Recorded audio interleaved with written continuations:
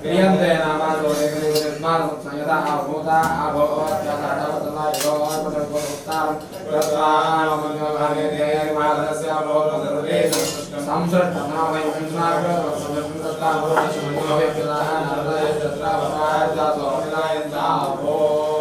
हरि ओम बलिष्ठादत्तपोषेयाय दर्शनं देवस्य वर्गधारणाय तोजने यदि उपकरादे दाधादे तत्तसेनामेन तत्ताः प्रोक्षोपपितनामित्य आशायति यमानससीमा राजवंशयाः यदि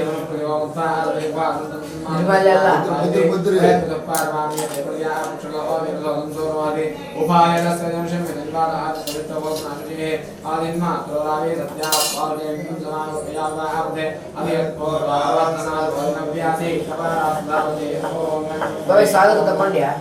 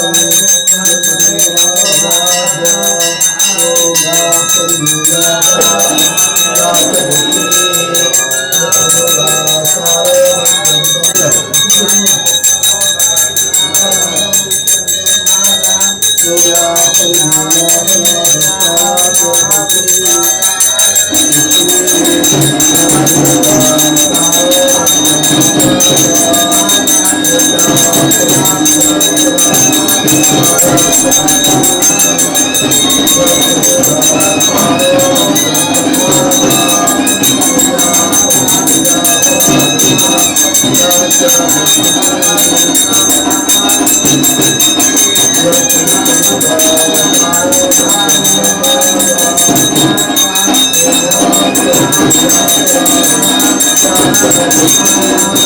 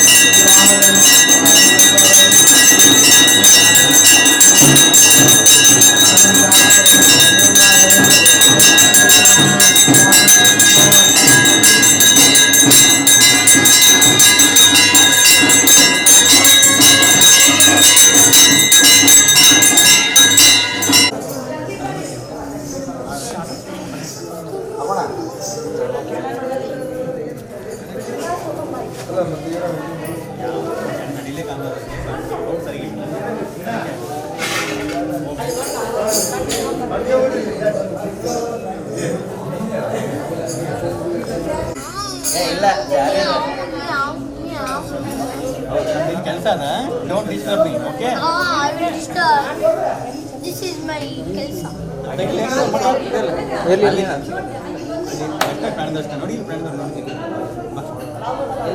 ಗಾಡಿಗೆ ಹೋಗ್ತಾರೆ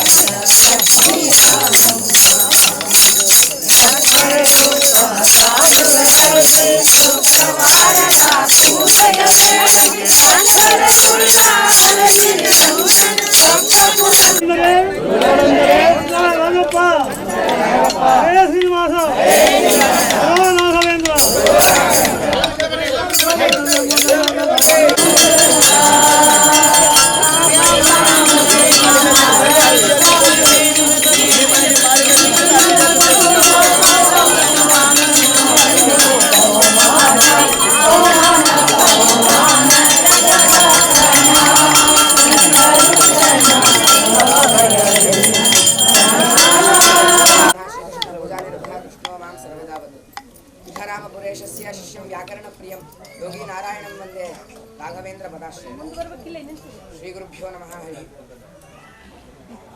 ಒಳಗಡೆ ನಾವೇನೀಗ ಕಾಣ್ತಾ ಇದ್ದೇವೆ, ಈ ಮುಖ್ಯ ಪ್ರಾಣದೇವರು ಅಪ್ಪವರಿಂದ ಪ್ರತಿಷ್ಠಿತವಾಗಿದೆ. ಆಮೇಲೆ ಈ ಪ್ರಾಣದೇವರಿಗೆ ಅಪ್ಪ ಅವರಿಗೆ ಈ ಏನು ಒಡನಾಟ ಯಾವ ರೀತಿ ಆಯಿತು, ಏನದು ಸಂಗತಿ ಏನು ಅಂತಂದರೆ ಅದಕ್ಕೆ ಹೇಳ್ತಾರೆ. ಒಮ್ಮೆ ಅಪ್ಪ ಅವರು ಗದ್ವಾಲಿಗೆ ಹೋಗಿರ್ತಾರಂತೆ. ಗದ್ವಾಲಲ್ಲಿ ಒಂದು ಮರದ ಕೆಳಗಡೆ ಕೂತು ತಮ್ಮ ಆನ್ಹೀಕವನ್ನು ಮಾಡ್ತಾ ಇದ್ದಾಗ ಆಗಿನ ಕಾಲದ ರಾಜ ನವಾಬ ಅವನು ಬಂದು ಪ್ರಾರ್ಥನೆ ಮಾಡ್ತಾನೆ, ನಮ್ಮ ರಾಜ್ಯದಲ್ಲಿ ಮಳೆ ಇಲ್ಲ, ಸುಭಿಕ್ಷವಾದ ರಾಜ್ಯವನ್ನೇ ನಾವು ಕಾಣ್ತಾ ಇಲ್ಲ, ನಮಗೆ ಅನುಗ್ರಹ ಮಾಡಿ ನಮ್ಮ ರಾಜ್ಯಕ್ಕೆ ಅಂತ. 10 ವರ್ಷ ಕಾಲ ಮಳೆ ಬರದೇ ಇರೋದು, ನನ್ನ ಆಸ್ಥಾನಕ್ಕೆ ಹೋದ ತಕ್ಷಣ ಮಳೆ ಹೇಗೆ ಬರುತ್ತೆ? ಅವಾಗ ಬರುತ್ತೆ ಅಪ್ಪ, ಅದೇ ಬರುತ್ತೆ, ಅದೇ ಪರಮಾತ್ಮ ಅನುಗ್ರಹ ಅನ್ನೋದು ಆಗತ್ತೆ ಅಂತೇಳಿ ಮಂತ್ರಾಕ್ಷತೆಯನ್ನು ಕೊಟ್ಟು ಕಳಿಸ್ತಾರಂತೆ. ಕಳಿಸಿದ ನಂತರ ಅವನು ತನ್ನ ಅರಮನೆ ಸೇರ್ತಾ ಇದ್ದಂಗೆ ಯಾವ ತನ್ನ ರಾಜ್ಯವನ್ನು ನೋಡಬೇಕು ಅಂತ ಅಂದ್ಕೊಂಡಿದ್ನು, ಅದೇ ರಾಜ್ಯವನ್ನು, ಅದೇ ಮಳೆಯನ್ನು ತನ್ನ ವರ್ಷ ಅದೇ ದಿನದಂತೆ ನೋಡಿದಂತೆ. ಅವಾಗ ನಮ್ಮ ರಾಜ್ಯವನ್ನು ಉದ್ಧಾರ ಮಾಡಿದಂತಹ ಅಪ್ಪ ಅವರಿಗೆ ಏನಾದರೂ ಕೊಡಬೇಕು ಅಂದ್ಕೊಂಡು ಬಂದಂತೆ. ಅಪ್ಪ ಅವರು ಅದನ್ನೇನು ಅಪೇಕ್ಷಿಸಲಿಲ್ಲ, ಆದರೆ ಏನೋ ಒಂದು ಕೊಡಬೇಕು. ಆಯಿತು, ಅಪ್ಪ ಅವ್ರು ಕೇಳಿದ್ರು, ನಿಮ್ಮ ಊರಿನ ಅಗ್ರಹಾರದಲ್ಲಿರೋ ಮುಖ್ಯ ಪ್ರಾಣ ಬೇಕು ಅಂತ. ಸಾಮಾನ್ಯ ಅಗ್ರಹಾರ ಅಂದರೆ ಅಲ್ಲಿ ಬ್ರಾಹ್ಮಣರಿರೋ ಸ್ಥಳ, ನಾನು ನವಾಬ ಹೋಗಿ ಕೇಳಿ ಕೊಟ್ಟರೆ ತೊಗೊಂಡು ಹೋಗಿ ಅಂದ್ರಂತೆ. ಆಯಿತು ಅಂಥೇಳಿ ಎಲ್ಲರೂ ಕೂಡ ಅಲ್ಲಿ ಬರ್ತಾರೆ. ಅಲ್ಲಿ ಬಂದು ಸೇರಿದಾಗ ಸಾಮಾನ್ಯ ದೇವ್ರ ನೋಯ್ತಿ ಅಂದರೆ ಎಲ್ಲರೂ ಕೂಡ ಅಲ್ಲಿ ಬಂದು ಗಲಾಟೆ ಮಾಡೋದು ಸಹಜ. ಅದೇ ರೀತಿಯಲ್ಲಿ ಬಂದು ಗಲಾಟೆ ಅನ್ನೋದು ಶುರುವಾಗ್ತದೆ. ಸಭೆ ಸೇರ್ತಾರೆ ಎಲ್ಲರೂ ಕೂಡ. ಅಲ್ಲಿ ಒಬ್ಬ ವ್ಯಕ್ತಿ ಎದ್ದು ನಿಂತು ಹೇಳ್ತಾನಂತೆ, ಅಪ್ಪ ಅವರು ಹೋಗಿ ಕರೀಲಿ ಮುಖ್ಯ ಪ್ರಾಣದೇವ್ರನ್ನ, ಬಂದರೆ ಅವ್ರು ಊರಿಗೆ ಕರ್ಕೊಂಡು ಹೋಗಿ. ಅವನ ಅಭಿಪ್ರಾಯ ಏನು, ಕರೆದ ತಕ್ಷಣ ಬರೋದಿಲ್ಲ ಅಂತ ಅವನ ಅಭಿಪ್ರಾಯ. ಅಪ್ಪ ಅವರು ಅದೇ ರೀತಿ ಹೋದರು. ಅದನ್ನು ಎಲ್ಲರೂ ಕೂಡ ಒಪ್ಕೊಂಡ್ರಂತೆ ಸಭೆ. ಅಪ್ಪ ಅವರು ಕುದುರೆ ಮೇಲೆ ಬಂದರೆ ಹಿಂದ್ಗಡೆ ಪ್ರಾಣದೇವರು, ಇದೇ ಪ್ರಾಣದೇವರು ನಡೀತಾ ಬರ್ತಾರೆ. ಗದ್ವಾಲ ಗ್ರಾಮದಿಂದ ನಡೀತಾ ಬಂದು ಇಲ್ಲಿ ಇಬ್ರಾಂಪುರಕ್ಕೆ ಬಂದ ಮೇಲೆ ಅಪ್ಪ ಅವರ ಮನೆ, ಇದೇ ಅಪ್ಪ ಅವರ ಮನೆ.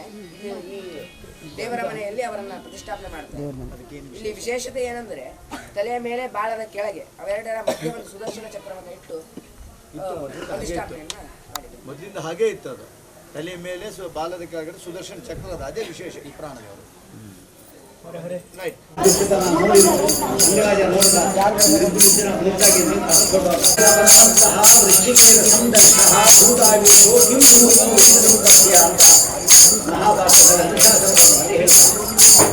ಕವಿ ಮೊದಲೇ ಕವಿಯಂತೆ ಕಾಪಿಶಾಯನ ಮದವಂತ, ಕಾಪಿನ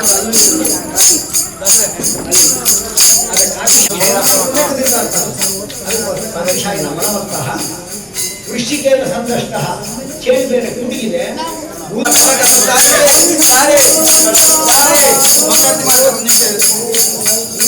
ನಿಮಿಷ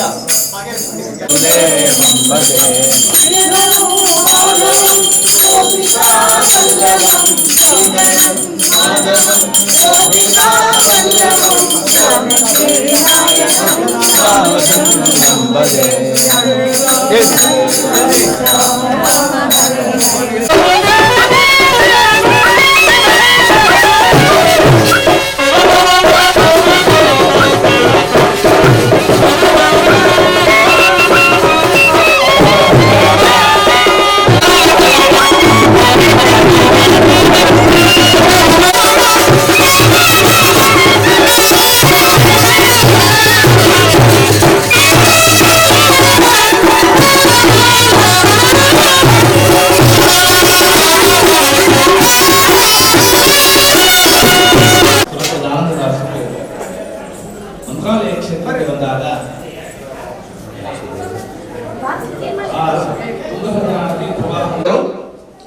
ಅಲವ ಬೋಧ ಮೊಟ್ಟ ಮೊದಲನೇ ಅಲವ ಬೋಧ ಸತ್ಕುಲ ದೀಪರೆನಿಸಿದ ಅಂದ್ರೆ ಮಧ್ವಾಚಾರ್ಯರ ಮತದಲ್ಲಿ ದೀಪದಂತೆ ಪ್ರಕಾಶವಾಗಿ ಬೆಳೆದ ಹುಲಗಿಯ ನರಸಪ್ಪಾಚಾರ್ಯರ ದಾಕ್ಷಿಣ್ಯ ಪೂರ್ಣವಾಗಿರಬೇಕು. ಅಂತಹ ದಾಕ್ಷಿಣ್ಯ ಗುಣಪೂರ್ಣರು ನಮ್ಮ ಅಪ್ಪ ಅವರ ಸಾಕ್ಷಾತ್ ಅಂತರಂಗ ಭಕ್ತರು ಯೋಗಿ ನಾರಾಯಣಾಚಾರ್ಯರು ಮಹಾಪ್ರಭುಗಳು. ಅದರಿಂದ ಹಲವು ಸಜ್ಜನರನ್ನು ತಿಳಿಸಿಕೊಳ್ಳದಲ್ಲಿಪ್ಪ ಬಲವಂತ ಯೋಗಿ ನಾರಾಯಣಾಚಾರ್ಯರ ಧರಣಿ ದೇವರಿಗೆ ನಿರುತ ಅನ್ನವ ನೀವ ಹರಿಹರದ ಭೀಮಾಚಾರ್ಯರ. ಇವತ್ತಿಗೂ ಹರಿಹರದಲ್ಲಿ ಅವರ ಮನೆ ಇದೆ. ಅವರ ಮನೆಯಲ್ಲಿ ಅವರ ಮನೆತನಕ್ಕೆ ಒಲಿದು ಬಂದ ವಿಠಲ ದೇವರಿದ್ದಾರೆ. ಹರಿಹರದ ಭೀಮಾಚಾರ್ಯರ ಮಹಾಪ್ರಭುಗಳು ನಿರಂತರವಾಗಿ ಅನ್ನದಾನವನ್ನು ಮಾಡಿರ್ತಕ್ಕಂತಹ ಶ್ರೇಷ್ಠ ಸಂತರು. ಮುಂದಿನವರೇನೆ ಹರಿದಾಸರಿಗೆ ಮಂದಿರವಾದ ಇಭರಾಂಪುರದ ಕೃಷ್ಣಾಚಾರ್ಯರು. ಎಂತೆಂತ ಹರಿದಾಸರು, ಎಂತೆಂತ ಹರಿದಾಸರು, ಪಟ್ಟಿ ಮಾಡಬೇಕು ಪಟ್ಟಿ. ಗುರು ಭೀಮೇಶ ವಿಠಲದಾಸರು, ಗುರು ಇಂದಿರೇಶದಾಸರು, ಗುರು ಜಗನ್ನಾಥದಾಸರು, ಸುರಪುರದ ಆನಂದದಾಸರು, ಮೊದಲಕಲ್ಲ ಶೇಷದಾಸರು, ಇದೇ ಮೊದಲಾದ ಅನೇಕ ದಾಸರಿಗೆ ಮಂದಿರ ಇದು ಇಭರಾಂಪುರ. ಹರಿದಾಸರಿಗೆ ಮಂದಿರವಾದ ಇಭರಾಂಪುರದ ಕೃಷ್ಣಾಚಾರ್ಯರ ಶ್ರೀಪಾದ ಪುತ್ರ ಪಂಡಿತರೊಳ ಅಗ್ರೇಸರ ಶ್ರೀರಂಗದ ರಾಮಾಚಾರ್ಯರ ವ್ಯಾಸರಾಜ ಮಠದ ಶ್ರೇಷ್ಠ ಜ್ಞಾನಿಗಳು ವಿದ್ಯಾಶ್ರೀ ಸಿಂಧು ತೀರ್ಥರು. ವಿದ್ಯಾಶ್ರೀ ಸಿಂಧು ತೀರ್ಥರಿಗೆ ಅವರ ಮಕ್ಕಳ ಹೆಸರು ಪಟ್ಟಾಭಿರಾಮಾಚಾರ್ಯರು ಅಂತ. ಅವರೊಂದು ಕಟ್ಟಪ್ಪಣೆ ಮಾಡಿದ್ದಾರೆ. ನ್ಯಾಯಾಮೃತ, ತರ್ಕತಾಂಡವ, ಚಂದ್ರಿಕಾ ಓದುವವರು ಮಾತ್ರ ನಾನು ಪೂಜೆ ಮಾಡದ ಹೈಗ್ರೀವ ದೇವರನ್ನು ಮುಟ್ಟಬೇಕು ಅಂತ ಇವತ್ತಿಗೂ ಅವರ ಮನೆಯಲ್ಲಿದೆ ಮೈಸೂರಿನಲ್ಲಿ. ಅಂದ್ರೆ ಅಷ್ಟು ಪಂಡಿತರುಗಳ ಅಗ್ರೇಸರು. ಇವತ್ತಿಗೂ ಅವರ ಮನೆಯಲ್ಲಿ ಹೈಗ್ರೀವ ದೇವರನ್ನು ಅವ್ರ ಮನೆಯವರೇ ಪೂಜೆ ಮಾಡಲ್ಲ. ಯಾಕಂದ್ರೆ ವ್ಯಾಸತ್ರಿಗೆ ಓದೋದೇ ಮುಟ್ಟಬೇಕು ಅಂತ ಅಪ್ಪಣೆ ಮಾಡಿದ್ದಾರೆ ಅವರು. ಅದಕ್ಕೆ ಪಂಡಿತರವರ ಅಗ್ರೇಸರ ವಿದ್ಯಾಶ್ರೀ ಸಿಂಧು ತೀರ್ಥರ ಪೂರ್ವಾಶ್ರಮದ ಮಕ್ಕಳು ಪಟ್ಟಾಭಿರಾಮಾಚಾರ್ಯರು.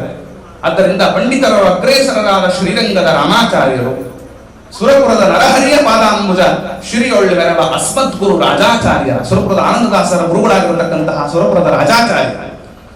ಈ 8 ಜನ ಇದ್ದಾರಲ್ಲ, ಇವರು ಎಂಥವರು ಅಂತಾರೆ ಶ್ರೀ ರಾಘವೇಂದ್ರ ರಾಯರು ಭೂಮಿಯೊಳ ಅವತಾರ ಮಾಡಿದ ಆರಂಭದಿಂದ 6 ವೃಂದಾವನ ಪೂಜಾ ಸ್ತೋತ್ರದಿಂದ ಆರಾಧಿಸುವರ ಆನಂದದಿ ಸಾರಭಕ್ತರ ಪದಾರವಿಂದಕ್ಕೆ ನಮಸ್ಕಾರ ಮಾಡಿರೋ ಕಮಲೇಶ ವಿಠಲ ಒಲಿದು ತನ್ನ ಸಾರೂಪ್ಯವನ್ನು ಕೊಟ್ಟು ಸಲಹುವ ಸಂತತ ಅಂತ ಈ 8 ಜನ ಜ್ಞಾನಿಗಳಿದ್ದಾರಲ್ಲ. ನೀವು ಬೆಳಿಗ್ಗೆ ಎದ್ದ ತಕ್ಷಣ ನೀವಿನ್ನೇನು ಮಾಡಬೇಡಿ, ಈ 8 ಜನ ರಾಘವೇಂದ್ರ ಪ್ರಭುಗಳ ಭಕ್ತರ ಸ್ಮರಣೆಯನ್ನು ಮಾಡಿ. ಒಬ್ಬೊಬ್ಬರನ್ನೇ ಹುಲಗಿ ನರಸಪ್ಪಾಚಾರ್ಯರು, ಸುರಪುರದ ರಾಜಾಚಾರ್ಯರು, ಹರಿಹರದ ಭೀಮಾಚಾರ್ಯರು ಎಲ್ಲ ಇದ್ದಾರಲ್ಲ, ಅವರ ದೊಡ್ಡ ದೊಡ್ಡ ಜ್ಞಾನಿಗಳು. ಈ ಜ್ಞಾನಿಗಳು ಸೇರಿದಾಗ ಸುರಪುರದ ಆನಂದದಾಸರಂತಾರೆ ಕರೆದರೆ ಬರಬಾರದೆ. ಇಂತಹ ಜ್ಞಾನಿಗಳು ಕರೀತಾ ಇದ್ದಾರೆ. ಗಜರಾಮಪುರದಾಧೀಶ ಮುಖರಿಗೆ ತೋಷ ನೀ ಬೆರೆದೆ. ಅಂತಹ ಜ್ಞಾನಿಗಳ ಸಂದರ್ಭದಲ್ಲಿ ನಿನ್ನನ್ನು ಕರೀತಾ ಇದ್ದೇನೆ, ಕರೆದರೆ ಬರಬಾರದೆ. ಅದಕ್ಕೆ ಒಂದು ದೊಡ್ಡ ವಾಕ್ಯವನ್ನ ಹಾಕಿರೋದು. ಭೂಸುರರುಳು ಪ್ರಕಾಶ ಕೃಷ್ಣಾರ್ಯರು ಹಾಸಮುಖದಿ ಅಭಿಲಾಷೆಯಿಂದ ಕರೆದರೆ ಬರಬಾರದೆ. ಆಗ ಪ್ರತ್ಯಕ್ಷ ರಾಗೇ ಬಿಟ್ಟರು ಅಂತ ಅರ್ಥ. ಯಾಕೆ ರಾಗದನ್ನ ವೃಂದಾವನದ ಒಳಗಿಂದ ಮಾತನಾಡಿಸುವ ಸಾಮರ್ಥ್ಯವುಳ್ಳ ಮಹಾಪ್ರಭುಗಳು ಇವತ್ತಿನ ಕಥಾನಾಯಕರಾದ್ದರಿಂದ ಆ ಅಪ್ಪ ಅವರ ಸಮಕಾಲೀನರ ಬಗ್ಗೆ ಇನ್ನೂ ಬೇಕಾದಷ್ಟು ಜನ ಇದ್ದಾರೆ ಸಮಕಾಲೀನರು. ಇವತ್ತು ನಾವು ಒಂದು ಸ್ತೋತ್ರವನ್ನು ಹೇಳ್ತೇವೆ, ಈ ಅಪ್ಪ ಅವರ ಸ್ತೋತ್ರವನ್ನು ಹೇಳ್ತೇವೆ, ಆಮೇಲೆ ಇನ್ನೊಂದು ಸ್ತೋತ್ರ ಹೇಳ್ತೇವೆ, ಮಹಿಷಿ ಚಕ್ರಪಾಣಿ ಆಚಾರ್ಯರು ರಚಿತವಾಗಿರ್ತಕ್ಕಂಥ ಸ್ತೋತ್ರ ಅಂತ.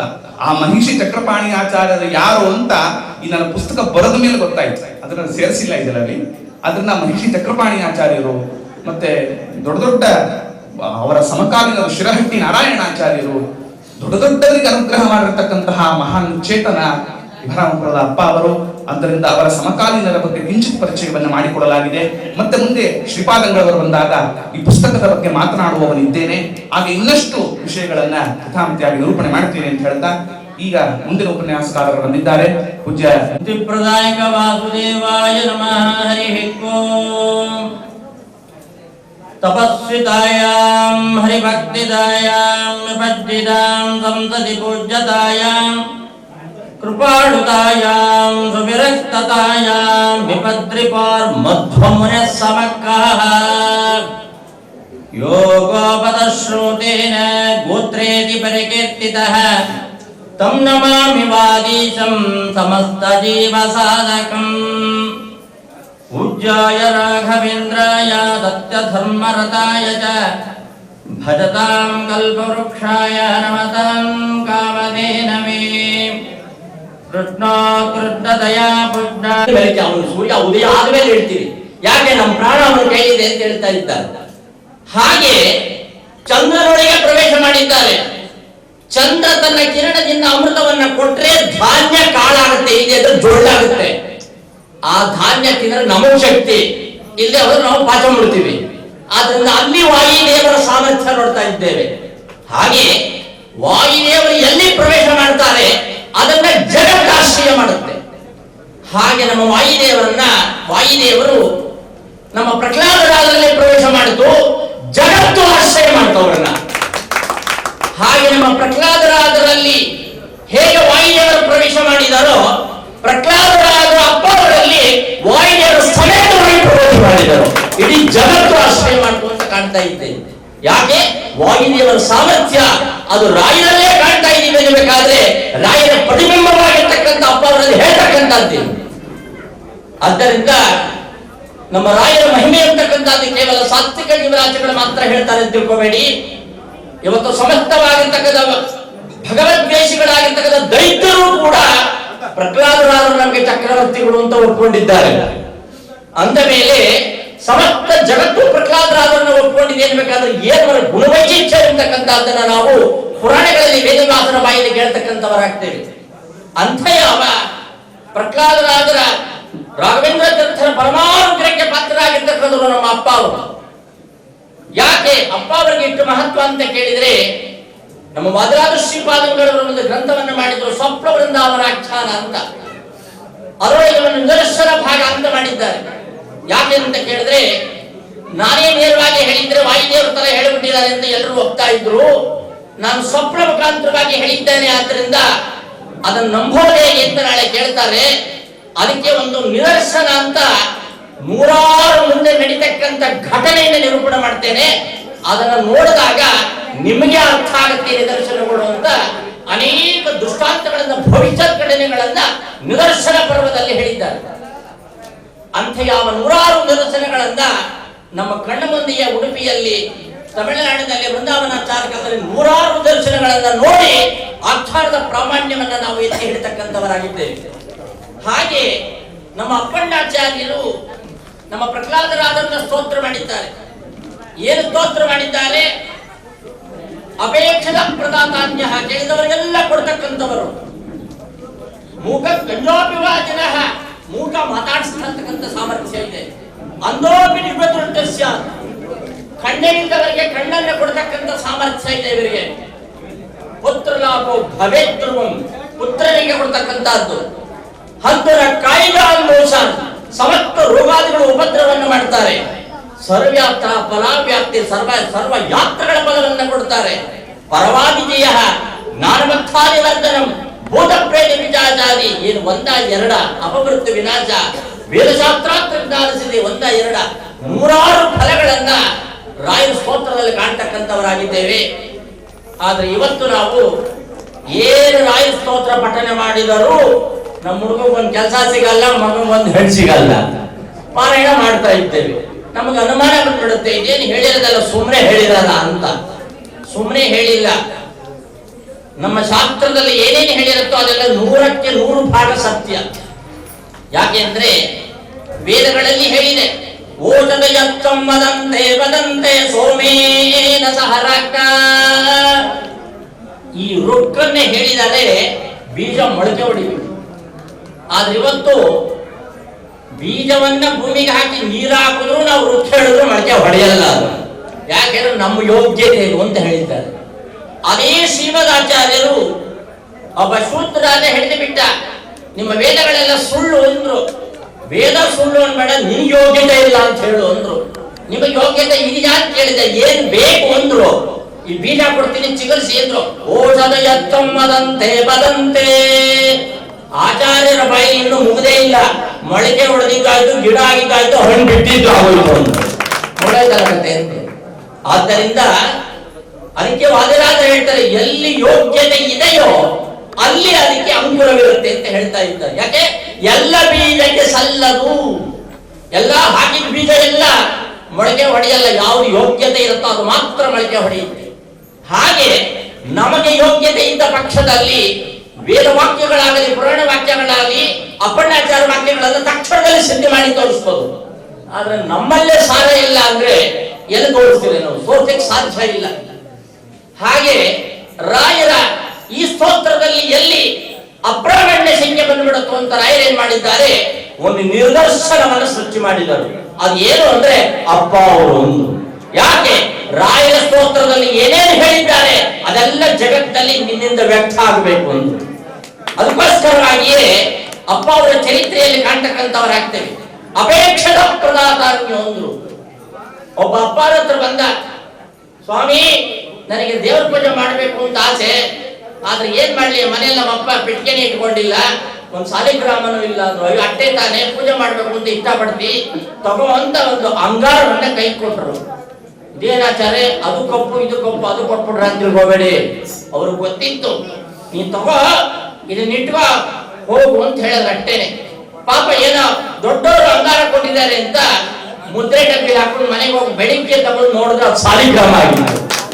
ಅವ್ನು ಕೇಳಿದ್ದೇನು ಸಾಲಿಗ್ರಾಮ, ಕೊಟ್ಟಿದ್ದೇನು ಅಂಗಾರ, ಆಗಿದ್ದೇನೋ ಸಾಲಿಗ್ರಾಮ ಅಂದ್ರು. ಅಂದ್ರೆ ಸಾಕ್ಷಾತ್ ಭಗವಂತನೇ ಒಂದು ಜಡವಾದ ಪದಾರ್ಥದಲ್ಲಿ ಸ್ವಯಂ ವ್ಯಕ್ತವಾಗಿ ಬರ್ತಾನೆ ಇರಬೇಕಾದ್ರೆ ರಾಯರ ಸ್ತೋತ್ರದ ಸಾಮರ್ಥ್ಯ ಎಂದದು ಅಂತ ಜಗತ್ತಿಗೆ ನಿದರ್ಶನವಾಗಿ ತೋರಿಸ್ತಾ ಇದ್ದಾರೆ ನಮ್ಮ ಅಪ್ಪ ಅವರು. ಬರೀ ಅಷ್ಟೇನಾ? ಮೂಕ ಕನ್ಯಾಭಿವಾಜನ. ಯಾರೋ ಬಂದ, ಏನು ಮಾಡಿದ್ರು ಶ್ಲೋಕನೇ ಬಾಯಿ ಬರ್ತಾ ಇಲ್ಲ ಅವನಿಗೆ. ಸ್ವಾಮಿ ಎಲ್ಲ ಆಡ್ಕೋತಾರ, ನನಗೆ ಶ್ಲೋಕ ಉಚ್ಚಾರಿಸಕ್ ಬರಲ್ಲ, ಆದ್ರಿಂದ ಲೋಕದಲ್ಲಿ ಅಪಹಾಸ್ಯಕ್ಕೇನಾಗಿ ಬಿಟ್ಟಿದ್ದೇನೆ, ಏನಾದ್ರೂ ಮಾಡಿ ಆ ಜನದಿಂದ ಕೀರ್ತಿ ಬರೋ ಹಾಗೆ ಮಾಡಬೇಕು. ಏನ್ ಮಾಡ್ಬೇಕು ನಿನ್ನ? ನನ್ನ ಬಾಯಿ ಬಂದಿದ್ದೆಲ್ಲ ಶ್ಲೋಕ ಆಗ್ಬೇಕು ಅಂತ. ಅಜಕ್ತ ಶ್ಲೋಕ ಕರಣಿ ಸುಜಕ್ತ ಏವ ವೈದ್ಯತ. ಯಾಕೆ ಯೋಚನೆ ಮಾಡ್ತಾ ಅಂದ್ರೆ ತಲೆ ಮೇಲೆ ಕೈ ಇಟ್ಟರಷ್ಟೇ ಮುಕ್ಷಣದಲ್ಲಿ ಮುಖಾನುಮುಖವಾಗಿ ಶ್ಲೋಕಗಳನ್ನು ರಚನೆ ಮಾಡ್ಲಿಕ್ಕೆ ಪ್ರಾರಂಭ ಮಾಡಿಬಿಟ್ಟ ಅಂದ್ರು. ಅಂದ್ರೆ ಮೂಕನನ್ನು ವಾಗ್ಮಿಯನ್ನಾಗಿ ಮಾಡ್ತಾರೆ ಅಂತ ಏನು ರಾಯರು ಹೇಳಿದ್ರಲ್ಲ, ಅದು ಸತ್ಯವನ್ನಾಗಿ ಮಾಡಿ ತೋರಿಸ್ತಾ ಇದ್ದಾರೆ. ಇನ್ನ ಅಂದೋಪಿ ಉಪದೃಷ್ಟ ಕಣ್ಣಿಂದ ಇದ್ದವರಿಗೆ ಕಣ್ಣು ಕೊಡ್ತಾನೆ. ಇವತ್ತು ಬರೀ ಇರೋ ಪೊರೆ ನಾವು ಮಾಡಿಸ್ಕೊಂಬರಕ್ ಹೋದ್ರೇನೆ ಮೊದಲು ಅಲ್ಪ ಸ್ವಲ್ಪ ಕಾಣ್ತಿರುತ್ತೆ, ಆಮೇಲೆ ಅದು ಹೊಟ್ಟೋಗುತ್ತೆ. ಯಾಕೆ ಅಂದ್ರೆ ನಿಮ್ ನರ ವೀಕ್ ಆಗಿದೆ ಸರ್, ನನ್ನ ಆಪರೇಷನ್ ಏನ್ ಪ್ರಾಬ್ಲಮ್ ಇಲ್ಲ, ನಿಮಗೆ ಲೈಫ್ ಲಾಂಗ್ ಕಂಡು ಬರಲ್ಲ ಅಂತಾನೆ ದುಡ್ಡು ಕಿತ್ಕೊಂಡ್ಮೇಲೆ. ಆದ್ರಿಂದ ಇದು ನಮ್ಮ ಡಾಕ್ಟರ್ ಹಣೆ ಬರ. ಆದ್ರೆ ನಮ್ಮ ಅಪ್ಪ ಅವರಾಗ್ಲಿ ರಾಯರಾಗ್ಲಿ ಅಂಥವರಲ್ಲ ಅಂದ್ರು. ಒಬ್ಬ ಕಣ್ಣಿಲ್ಲದೆ ಇರ್ತಕ್ಕಂಥವನು ರಾಯರು ಬಂದು ಸೇವೆ ಮಾಡ್ತಾ ಇದ್ದಾನೆ, ಅವನ ಜನ್ಮದಲ್ಲೇ ಕಣ್ಣಿಲ್ಲ. ಅದೇ ಕಾಲಕ್ಕೆ ಅಪ್ಪ ಅವರು ಬರ್ತಕ್ಕಂಥವರಾಗಿದ್ದಾರೆ. ಯಾಕೆ ಹೊಳಿತಾ ಇದ್ದೆ ಅಂದ್ರು. ಏನಿಲ್ಲ ಸ್ವಾಮಿ, ಜಗತ್ತಲ್ಲಿ ಏನು ನೋಡೋದು ಬೇಡ, ಅಟ್ಲೀಸ್ಟ್ ರಾಯನಾದ್ರೂ ದರ್ಶನ ಮಾಡ್ಬೇಕು ಅಂತ ನನಗೆ ಆಸೆ. ಆದ್ರೆ ದೇವರ ಕಣ್ಣಿಗೆ ಇಟ್ಕೊಂಡ್ಬಿಟ್ಟಿದ್ದಾನೆ, ಏನು ಮಾಡ್ಲಿ ಅಂತ ಕೇಳಿದ್ರು. ನೋಡು, ನಮ್ಮ ರಾಯರ ಸನ್ನಿಧಾನಕ್ಕೆ ಬಂದವರು ಯಾರು ಕೂಡ ದುಃಖದಿಂದ ಹೋಗಬಾರ್ದು, ಅವರೆಲ್ಲ ನೀವೇನ ಆನಂದದಿಂದ ಹೋಗ್ತಕ್ಕಂಥವರಾಗಬೇಕು. ಯಾಕೆ ಅವರ ಹೆಸರೇನು? ಪ್ರಕರ್ಷೇಣ ಆಹ್ಲಾದಿಯಂ ಕರೋತಿ ಇತಿ ಪ್ರಹ್ಲಾದ. ಅವರನ್ನ ನೋಡಿಬಿಟ್ರೆ ಆನಂದವಾಗುತ್ತೆ ಇತ್ತು. ಅದಕ್ಕೆ ಹಿರಣ್ಯಕಶಿಪು ಎಷ್ಟೇ ದ್ವೇಷ ಮಾಡಿದರೂ ಕೂಡ ಪ್ರಹ್ಲಾದನ ಒಮ್ಮೆ ನೋಡಿಬಿಟ್ರೆ ಎತ್ತಿ ಅವನ್ನೇ ತೊಡೆ ಮೇಲೆ ಕೂತ್ಕೊಂಡು ಮುಸ್ತಾ ಇರೋನು. ಯಾಕೆಂದ್ರೆ ಪ್ರಹ್ಲಾದರಾದ್ರೆ ವ್ಯಕ್ತಿತ್ವನೇ ಅಂಥದ್ದು ಅಂತ ಹೇಳ್ತಾ ಇದ್ದಾರೆ. ಅಂದ ಮೇಲೆ ಮಂತ್ರಾಲಯಕ್ಕೆ ಬಂದು ದುಃಖ ಪಡೋಣ ಅಂದ್ರೆ ಅರ್ಥ ಏನು? ಯೋಚನೆ ಮಾಡಬೇಡ ಅಂತ ತಲೆ ಮೇಲೆ ಕೈ ಕಟ್ಟ ಮರುಕ್ಷಣದಲ್ಲಿ ಕಣ್ಣು ಬಿಟ್ಟು ಬಿಟ್ಟಿದೆ. ನೋಡ್ತಾನೆ, ದಿವ್ಯವಾಗಿದ್ದ ಬೃಂದಾವನ ಮುಂದೆ ನಿಂತು ಬಿಟ್ಟಿದ್ದಾನೆ. ಬೃಂದಾವನ ನೋಡಿದ ಆನಂದವಾಗೋಯ್ತು ಅವನಿಗೆ. ಏನೋ ಏನು ಹೇಳ್ತೀಯ ಅಂದ್ರು. ಸ್ವಾಮಿ ಬೃಂದಾವನ ನೋಡಿದ್ದೇನೆ, ಕಣ್ಣು ವಾಪಸ್ ತಗೊಂಡ್ಬಿಡಿ ಅಂತ ಅವನು ನೋಡಿ. ಆಗಿದೆ ನಮ್ಮಂತವರಾಗಿದ್ರೆ ಒಳ್ಳೆ ತರ ಮಾಡಿದ್ರೆ ನಾಳೆಯಿಂದ 90 ಚಾನಲ್ ನೋಡ್ಬೋದು ಅಂತ ಇದ್ದು. ಆದ್ರೆ ಅವನು ನಮ್ಮಂತವಲ್ಲ ಅವನು. ಅದಕ್ಕೆ ಹೇಳಿದ ಸ್ವಾಮಿ, ಒಮ್ಮೆ ಬೃಂದಾವನ ನೋಡಿದ್ದೇನೆ, ಇನ್ನ ಕುತ್ಸಿತವಾದ ಜಗತ್ತನ್ನು ನೋಡಕ್ ನಂಗೆ ಇಷ್ಟ ಇಲ್ಲ, ಕಣ್ಣು ವಾಪಸ್ ಹೊರಹೋಗ್ಲಿ ಅಂತ. ಹೇಗೆ ಧೃತರಾಷ್ಟ್ರ ವಿಶ್ವರೂಪವನ್ನ ನೋಡಿ ಮತ್ತೆ ತಿರ್ಗ ಬೇಡ ಅಂತ ಹೇಳಿದನೋ ಹಾಗೆ ಹೇಳಿಬಿಟ್ಟ. ಅದಕ್ಕೋಸ್ಕರನೇ ಅಂದಾಪಿ ದಿವ್ಯ ದೃಷ್ಟಿ ಬರೀ ಕಣ್ಕೊಡೋದು ಅಷ್ಟೇ ಅಲ್ಲ, ದಿವ್ಯ ದೃಷ್ಟಿ ಅಂತ ಹೇಳಿ ಅದನ್ನ ಆಮೇಲೆ ಇಟ್ಕೋತೇನೆ. ಅದು ತುಂಬಾ ಗಹನವಾದ ವಿಚಾರ, ಪಂಡಿತರಿಗೆ ಮಾತ್ರ ತಿಳಿಯುವಂತಹದ್ದು. ಆರಂಭದಲ್ಲಿ ವೇದ ಅಪೌರುಷೇಯತ್ವದ ಬಗ್ಗೆ ನಾನೊಂದು 10-15 ನಿಮಿಷದ ಒಳಗೆ ನನ್ನ ವಿಚಾರವನ್ನು ನಾನು ಮಂಡಿಸ್ತೇನೆ.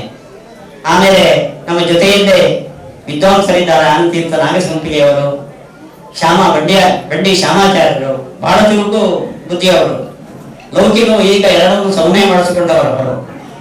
ಆದ್ದರಿಂದ ಪೂರ್ವಪಕ್ಷಕ್ಕೆ ಗಟ್ಟಿ ಜನ ಅವರು. ಅದರ ಮೇಲೆ ನಿಮ್ಮ ಪರವಾಗಿ ನೀವು ಕೇಳೋದಕ್ಕೆ ಅವಕಾಶ ಇದೆ. ನಿಮ್ಮ ಪರವಾಗಿ ಇದರ ಬಗ್ಗೆ ಲೌಕಿಕರಿಗೆ ಸಾಮಾನ್ಯರಿಗೆ ಏನು ಜಿಜ್ಞಾಸೆ ಬರಬಹುದು, ಪ್ರಶ್ನೆ ಬರಬಹುದು, ಅದನ್ನ ಅವರು ಉಪೇಕ್ಷೇಪ ಮಾಡ್ತಾರೆ ಈ ವಿದ್ವಾಂಸರು. ಆಮೇಲೆ ನಾವೆಲ್ಲ ಕೂಡಿ, ನಾನು ಅಂತ ಹೇಳೋದಿಲ್ಲ, ಆಚಾರ್ಯರ ಸಿದ್ಧಾಂತ ವೇದ ಅಪೌರುಷೇಯ ಅಂತ ತೀರ್ಮಾನ ಮಾಡ್ತೇವೆ. ನಮ್ಮ ಭಾರತೀಯ ದರ್ಶನಕ್ಕೂ ಉಳಿದ ದರ್ಶನಕ್ಕೂ ಅವೈದಿಕ ದರ್ಶನಗಳಿಗೂ ಇರುವ ಹಿನ್ನೆಲೆ ಇದೇನೆ ಮುಖ್ಯವಾದ ಡಿಫರೆನ್ಸ್, ವ್ಯತ್ಯಾಸ. ಬೌದ್ಧ ದರ್ಶನಕ್ಕೆ, ಅವರ ಸಿದ್ಧಾಂತಕ್ಕೆ ಶೂನ್ಯವಾದ, ವಿಜ್ಞಾನವಾದ, ಇದಕ್ಕೆಲ್ಲ ಏನು ಆಧಾರ ಅಂತ ಕೇಳಿದ್ರೆ ನಮ್ಮ ಬುದ್ಧ ಹೇಳಿದ್ದಾನೆ ಅಂತ. ಜೈನರಿಗೆ ನಿಮ್ಮ ಸಿದ್ಧಾಂತಕ್ಕೆ ಏನು ಆಧಾರ ಅಂದ್ರೆ ನಮ್ಮ ಗುರುಗಳು ಜೀವನ ಹೇಳಿದ್ದಾನೆ ಅಂತ. ಕ್ರಿಶ್ಚಿಯನ್ರಿಗೆ ನಿಮ್ಮ ಸಿದ್ಧಾಂತಕ್ಕೆ ಏನು ಆಧಾರ ಅಂದ್ರೆ ಯೇಸು ಕ್ರಿಸ್ತ ಹೇಳಿದ್ದಾನೆ ಅಂತ. ಒಬ್ಬೊಬ್ಬ ವ್ಯಕ್ತಿ ಒಬ್ಬೊಬ್ಬರು ಹೇಳಿದ್ದನ್ನ ಕೇಳಿದ್ರೆ ಇವತ್ತು ನಮ್ಮ ದೇಶದಲ್ಲಿ ಎಷ್ಟು ಭಾಗಗಳಿದ್ದಾರೆ, ಒಬ್ಬೊಬ್ಬರದೊಂದು ಸಿದ್ಧಾಂತ.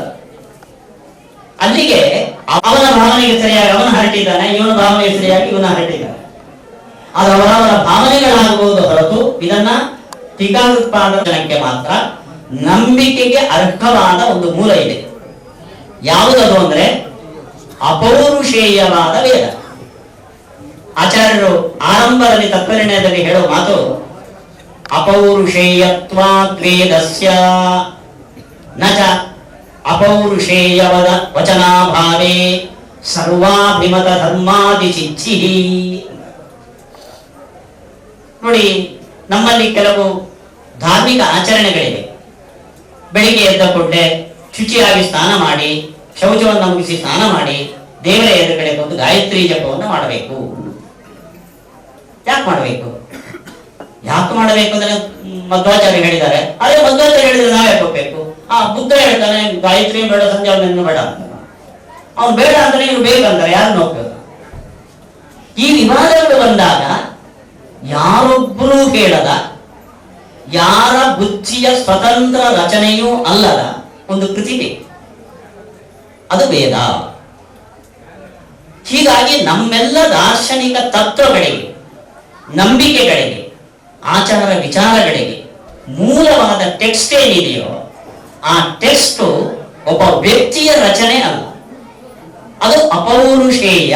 ಅಪೌರುಷೇಯ ಅಂದ್ರೆ ವೇದ ಅನ್ನೋ ಶಬ್ದಕ್ಕೆ ಅರ್ಥ ಹೇಳ್ತಾರೆ, ಪ್ರಾಕ್ತನಮೇ ವೇದಂ ಅಧೀಮಹಿ ಅಧ್ಯಾಪಯಾಮಶ್ಚ ಇದು ಬುದ್ಧಿ ವಿಷಯತ್ವಂ.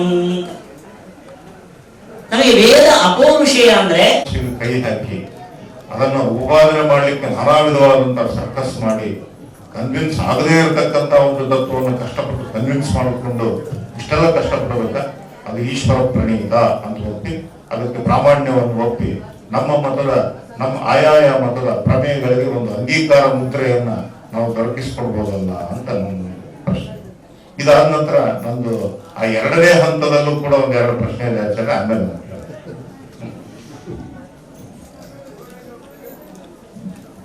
ವಿದ್ವಾಂಸರಾದ ನಾಗಸಂಪಿಗೆ ಆಚಾರ್ಯರು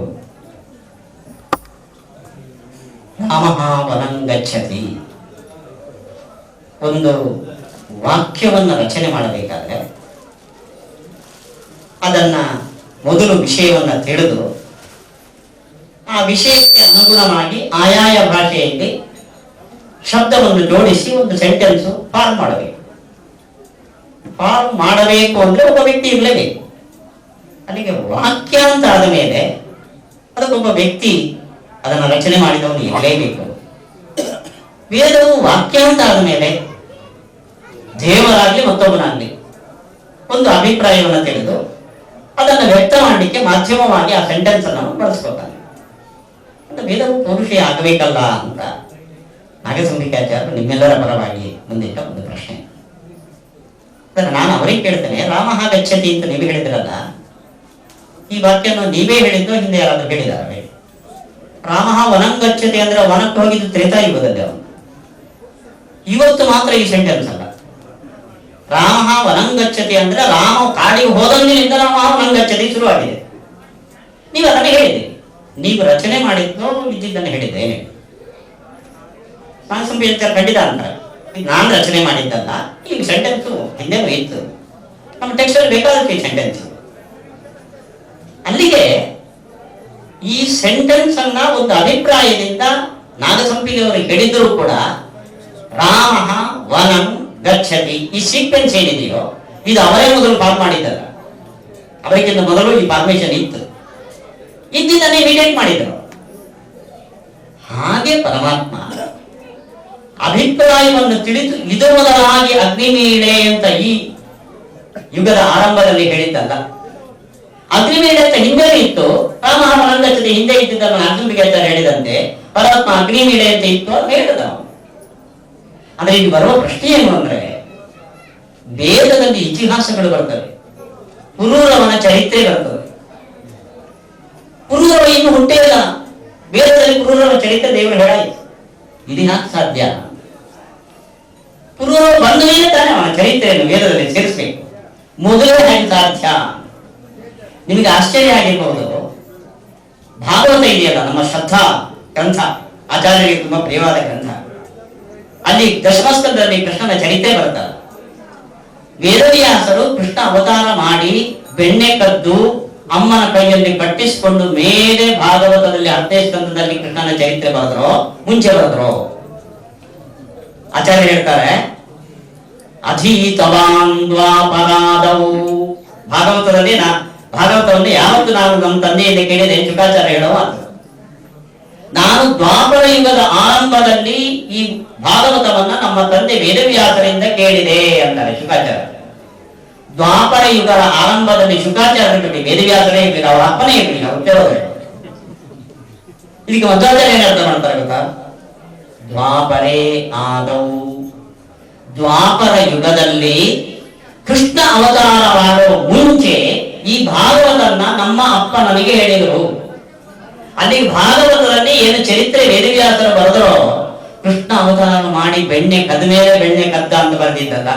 ಇನ್ನು ಮುಂದೆ ಕೃಷ್ಣ ಅವತಾರ ಮಾಡ್ತಾನೆ, ಅವನು ಇಷ್ಟೇ ವರ್ಷಕ್ಕೆ ಬೆಣ್ಣೆ ಕದೀತಾನೆ, ಅವನಿಗೆ ಇಷ್ಟು ವರ್ಷವಾದಾಗ 2 ಮರಗಳನ್ನ ಬೀಳಿಸ್ತಾನೆ, ಅಮ್ಮ ಸೊಂಟಕ್ಕೆ ಕಟ್ತಾನೆ. ಕೃಷ್ಣ ಅವನ ಬಾಲಲೀಲೆಗಳನ್ನು ಮಾಡುವಾಗ ಎಲ್ಲ ಈ ಬುಕ್ಕನ್ನು ಒಂದ್ಸತಿ ಓದ್ಕೊಂಡು ಆಮೇಲೆ ಬಾಲಲೀಲೆ ಮಾಡ್ತಾರೆ. ಅಲ್ಲಿ ಕೃಷ್ಣಾವತಾರಕ್ಕಿಂತ ಮುಂಚೆನೆ ವೇದವ್ಯಾಸರು ಭಾಗವತವನ್ನು ಬರೆದರು ಅಂದ್ಮೇಲೆ ನಮ್ಮಪ್ಪ ಭಗವಂತ ಹಿಂದಿನ ಯುಗದ ಪುರೂರವ ಚರಿತ್ರೆಯನ್ನ ಕಣ್ಣಲ್ಲಿ ನೋಡಿದವ, ಅದನ್ನ ತನ್ನ ಅಭಿಪ್ರಾಯ ಸೇರಿಸಿ ಹಿಂದೆ ಇದ್ದ ವೇದದಲ್ಲಿ ಹೇಳೋದಕ್ಕೆ ಏನು ತೊಂದರೆ ಹೇಳಿ.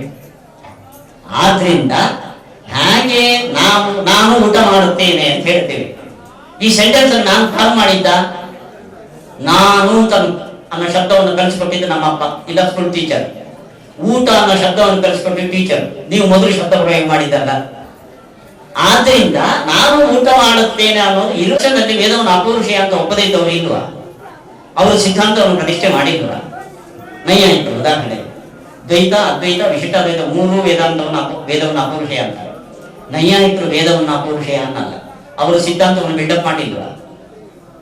ಹೌದು ಸ್ವಾಮಿ, ಅವರು ಬಿಲ್ಡಪ್ ಮಾಡಿದ್ದಾರೆ. ಇವತ್ತು ಇದೆಯಾ ಯಾರಾದ್ರೂ ನೈಯಾಯಿಕರು ಅಂತ ನ್ಯಾಯ ಸಿದ್ಧಾಂತವನ್ನು ಫಾಲೋ ಮಾಡುವವರು ಒಬ್ಬರಾದ್ರೆ ಇದ್ದಾರೆ? ಕೇಳಿ, ದ್ವೈತಿಗಳಿದ್ದಾರೆ, ಅದ್ವೈತಿಗಳಿದ್ದಾರೆ, ವಿಶಿಷ್ಟಾದ್ವೈತಿಗಳಿದ್ದಾರೆ. ನೈಯಾಯಿಕರು, ನಾವು ನೈಯಾಯಿಕರು, ದ್ವೈತಿಗಳಲ್ಲ ಅದ್ವೈತಿಗಳಲ್ಲ ಹೇಳುವವರು ಒಬ್ಬರದೇ ಇದ್ದಾರೆ ಹೇಳಿ. ಗುಳು ಯಾಕೆ ಹೇಳಿ? ಅವರ ಸಿದ್ಧಾಂತಕ್ಕೆ ವೇದದ ಸಪೋರ್ಟ್ ಇಲ್ಲ. ಅವ್ರು ಏನ್ ಮಾಡ್ತಾರೆ ಅಂದ್ರೆ, ದೇವರು ಹೇಳಿದ್ರಿಂದ ವೇದ ಪ್ರಮಾಣ ಅಂತ. ದೇವರು ಮತ್ತು ಸಿದ್ಧ ಆಗುವುದು ಹಾಗೆ, ದೇವರು ಇದ್ದಾನೆ ಅಂತ. ದೇವರಿದ್ದಾನೆ ಅಂತ ಟೆಕ್ಸ್ಟ್ ಅನ್ನು ಬಿಟ್ಟು ವೇದವನ್ನು ಬಿಟ್ಟು ನಾವು ಪ್ರೂವ್ ಮಾಡ್ಕೋಬೇಕು. ಏನಂತ? ಈ ಜಗತ್ತಿಗೆ ವಿಚಿತ್ರವಾದ ಖಗೋಳ ಭೂಗೋಳಗಳಿಗೆ ಒಬ್ಬ ಕರ್ತನಿದ್ದಾನೆ ಅಂತ ವೇದವನ್ನು ಬಿಟ್ಟು ಪ್ರೂವ್ ಮಾಡಿ ಇಂಥ ಅದ್ಭುತವಾದ ಪ್ರಪಂಚವನ್ನು ರಚನೆ ಮಾಡಿದ್ರಿಂದ ದೇವರು ಸರ್ವಜ್ಞ. ಆ ಸರ್ವಜ್ಞನಾದ ದೇವರಿಗೆ ಹೇಳಿದ್ರಿಂದ ವೇದ ಪ್ರಮಾಣ. ಆಚಾರ್ಯರು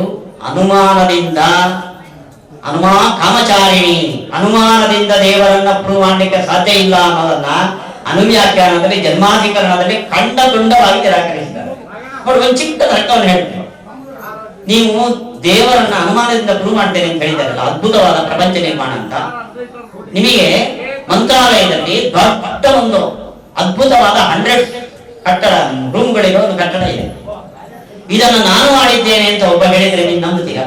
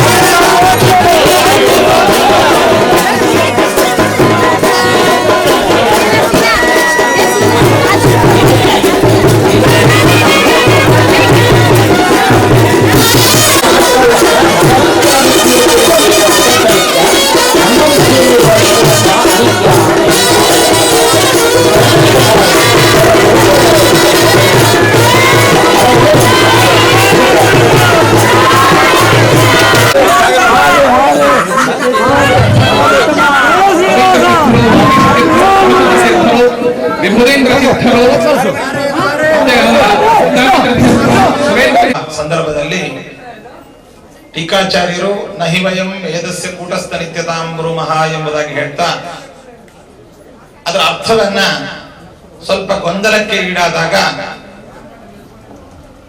ನಮ್ಮ ಸ್ವರ್ಣ ನಿಕಷಕಾರರು ತತ್ವನಿರ್ಣಯ ಸ್ವರ್ಣ ನಿಕಷ ಎಂಬುವಂತಹ ವಿಮರ್ಶಾತ್ಮಕ ವ್ಯಾಖ್ಯಾನದಲ್ಲಿ ಅದರ ವಿವರಣೆಯನ್ನು ಈ ರೀತಿಯಾಗಿ ನೀಡ್ತಾರೆ.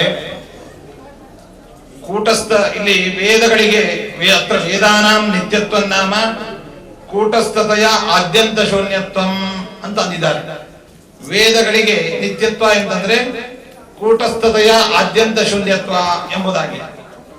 ಇಲ್ಲಿ ನಿತ್ಯತ್ವ ಅಂತಂದ್ರೆ ವಿವಕ್ಷಿತವಾದಂತಹ ನಿತ್ಯತ್ವ ಎಂಥದ್ದು ಅಂತಂದ್ರೆ ಕೇವಲ ಆದಿಶೂನ್ಯತ್ವ ಅಂತಷ್ಟು ಮಾತ್ರ ಅಲ್ಲ, ಅಥವಾ ಅಂತ್ಯ ಶೂನ್ಯತ್ವ ಅಂತ ಮಾತ್ರ ಅಲ್ಲ, ಆದ್ಯಂತ ಶೂನ್ಯತ್ವ ಎಂಬುದಾಗಿ ಇಲ್ಲಿ ನಿತ್ಯತ್ವದ ವಿವಕ್ಷೆ ಎಂಬುದಾಗಿ ವೇದಗಳಿಗೆ ಆದಿಯೂ ಇಲ್ಲ ಅಂತ್ಯವೂ ಇಲ್ಲ ಎಂಬುದಾಗಿ ವೇದಗಳ ನಿತ್ಯತ್ವವನ್ನ ಈ ರೀತಿಯಾಗಿ ನಿತ್ಯವೇದ ಎಂಬುದಕ್ಕೆ ಅರ್ಥೈಸಬೇಕು ಅಂತ ತಮ್ಮ ಸ್ಪಷ್ಟವಾದ ಅಭಿಪ್ರಾಯವನ್ನ ನೀಡ್ತಾ ಇದ್ದಾರೆ.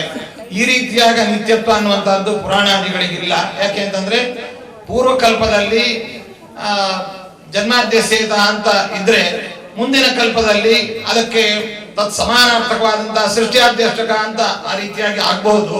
ಆದ್ರೆ ವೇದಗಳಿಗೆ ಮಾತ್ರ ಅಂದು ಇಂದು ಎಂದೆಂದೂ ಕೂಡ ಅನುಪೂರ್ವಿ ವಿಶೇಷಣ ವಿಶಿಷ್ಟತ್ವೇನೇ ಅದಕ್ಕೆ ನಿತ್ಯತ್ವ ಎಂಬುದಾಗಿ ಟಿಪ್ಪಣಿಕಾರರು ಅದನ್ನ ಸ್ಪಷ್ಟಪಡಿಸಿದ್ದಾರೆ ಅಂತ ಈ ಸಂದರ್ಭದಲ್ಲಿ ನಾವು ತಿಳಿಸ್ತಾ ಇದ್ದೇವೆ.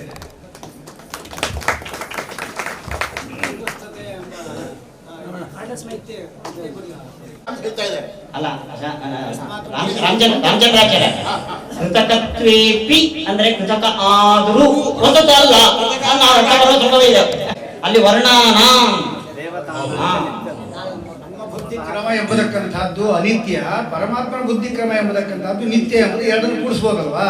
ನೋಡಿ, ಅದೊಂದು ಪಕ್ಷ ನಾನು ಉಲ್ಲೇಖ ಮಾಡಿದೆ ಮುಂಚೆ. ಒಂದು ವಿಷಯ ನಿಮ್ಮ ಪ್ರಯೋಜನ ಸ್ಪಷ್ಟ ಮಾಡಿ. ನಮ್ಮ ಅನಿತ್ಯ ಅಂತ ಕೆಲವು ಹೇಳ್ತಾರೆ, ಅಲ್ಲ ಅನಿತ್ಯ ಅಂತ ಕೆಲವು ಹೇಳ್ತಾರೆ. ನಿತ್ಯ ಎಂಬುದಾಗಿ ನಮ್ಮ ವಾಸ್ತವಜ್ಞರು ಅದನ್ನ ಲಘುಪ್ರವಾದ ಬಿಡುತ್ತಾ ಇದ್ದಾರೆ. ಈಶ್ವರ ಬುದ್ಧಿತ್ವವಾದ ವೇದಗದ ಕ್ರಮ ಅನಿತ್ಯ ಅಂತ ಅದೇ ಹೇಳ್ತಾ ಇದ್ರ ಇಲ್ಲ ಈಶ್ವರ ಬುದ್ಧಿತ್ವವಾದ ವೇದಗದ ಕ್ರಮ ಅನಿತ್ಯ ಅಂತೆ ಕೆಲವು ವಿಷ್ಣು ತತ್ವ ಟಿಪ್ಪಣಿಕಾರ ಹೇಳ್ತಾ ಇದ್ದಾರೆ. ಅದು ನಮ್ಮ ವ್ಯಾಸ ಅಭಿವ್ಯಕ್ತಿ ಆಗೋದು ಕೂಡ ಅದು ನಿತ್ಯನೇ ಅಲ್ವಾ? ಅಲ್ಲ, ಪರಮಾತ್ಮನ ಬುದ್ಧಿಯಲ್ಲಿ ಅಭಿವ್ಯಕ್ತವಾಗುವಂತಹ ಕ್ರಮವು ಕೂಡ ಅದು ನಿತ್ಯವಾಗುತ್ತೆ ಅಂತ. ಕೆಲವರು ಅನಿತ್ಯ ಅಂತ ಹೇಳ್ತಾರೆ, ಅನಿತ್ಯ ಅಂತ ಇಟ್ಕೊಂಡ್ರು ಕೂಡ ಆ ಕ್ರಮಗಳು ಆದ್ರೆ ಆದ್ಯಂತ ಶೂನ್ಯತ್ವ ಅಂತ ಅರಿತಾರೆ.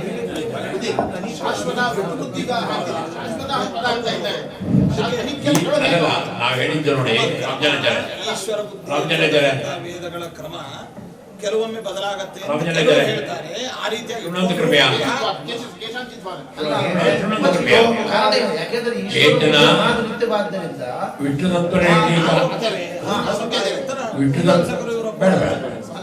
ಅಲ್ಲ, ಹೆಸರು ಬೇಕಾಗಿಲ್ಲ, ಹೆಸರು ಬೇಕಾಗಿಲ್ಲ. ಕೇಚನ ಮಾತ್ವಾಹ ಟಿಪ್ಪಣಿಕಾರಃ ಏವದಂತೆ ಈಶ್ವರಗತ ಈಶ್ವರ ಬುದ್ಧಿಸ್ಥ ವೇದಗತ ಕ್ರಮ ಅನಿತ್ಯ ಇದು ಕೇಚನ ಯಾವತ್ತೂ ಇದೆ. ಅಗ್ನಿಮೀಡೆ ಎಂಬಲ್ಲಿ ಅಕಾರ ಗಕಾರ ಇವುಗಳ ಇದೆಯಲ್ಲ, ಅಕಾರ ಗಕಾರ ವರ್ಣಗಳಿದೆಯಲ್ಲ, ಪಂಚಾಶತ್ ವರ್ಣಗಳು ವಸ್ತು ಗುಂಪು ಯಾವತ್ತೂ ಇದೆ. ಅದಲ್ಲದೆ ಅಗ್ನಿಮೀಡ ಅನ್ನೋ ವೇದದಲ್ಲಾಗುವಾಗ ಆ ಮೊದಲು ವ್ಯಕ್ತ ಆಗ್ತದೆ, ಗಾ ಆಮೇಲೆ ವ್ಯಕ್ತ ಆಗುತ್ತೆ, ನೀ ಆಮೇಲೆ ವ್ಯಕ್ತ ಆಗುತ್ತೆ.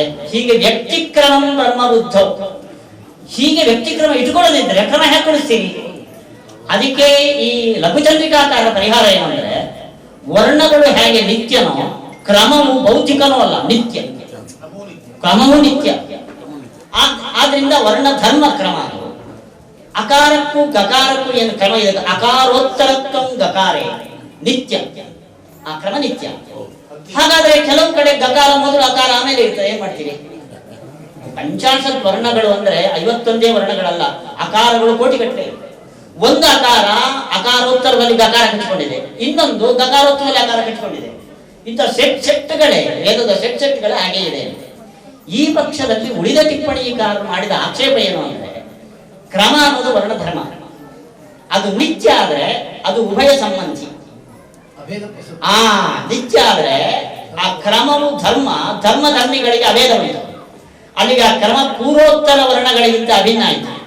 ತದಭಿನ್ನ ಅಭಿನ್ನಸ್ಯ ತದಭಿನ್ನತ್ವಂ, 2 ವರ್ಣಗಳಿಗೆ ಐಕ್ಯ ಪ್ರಸಂಗ. ಆದ್ರಿಂದ ನಿತ್ಯವಾದ ಒಂದು ಕ್ರಮವನ್ನು ಒಪ್ಪಬಾರದು.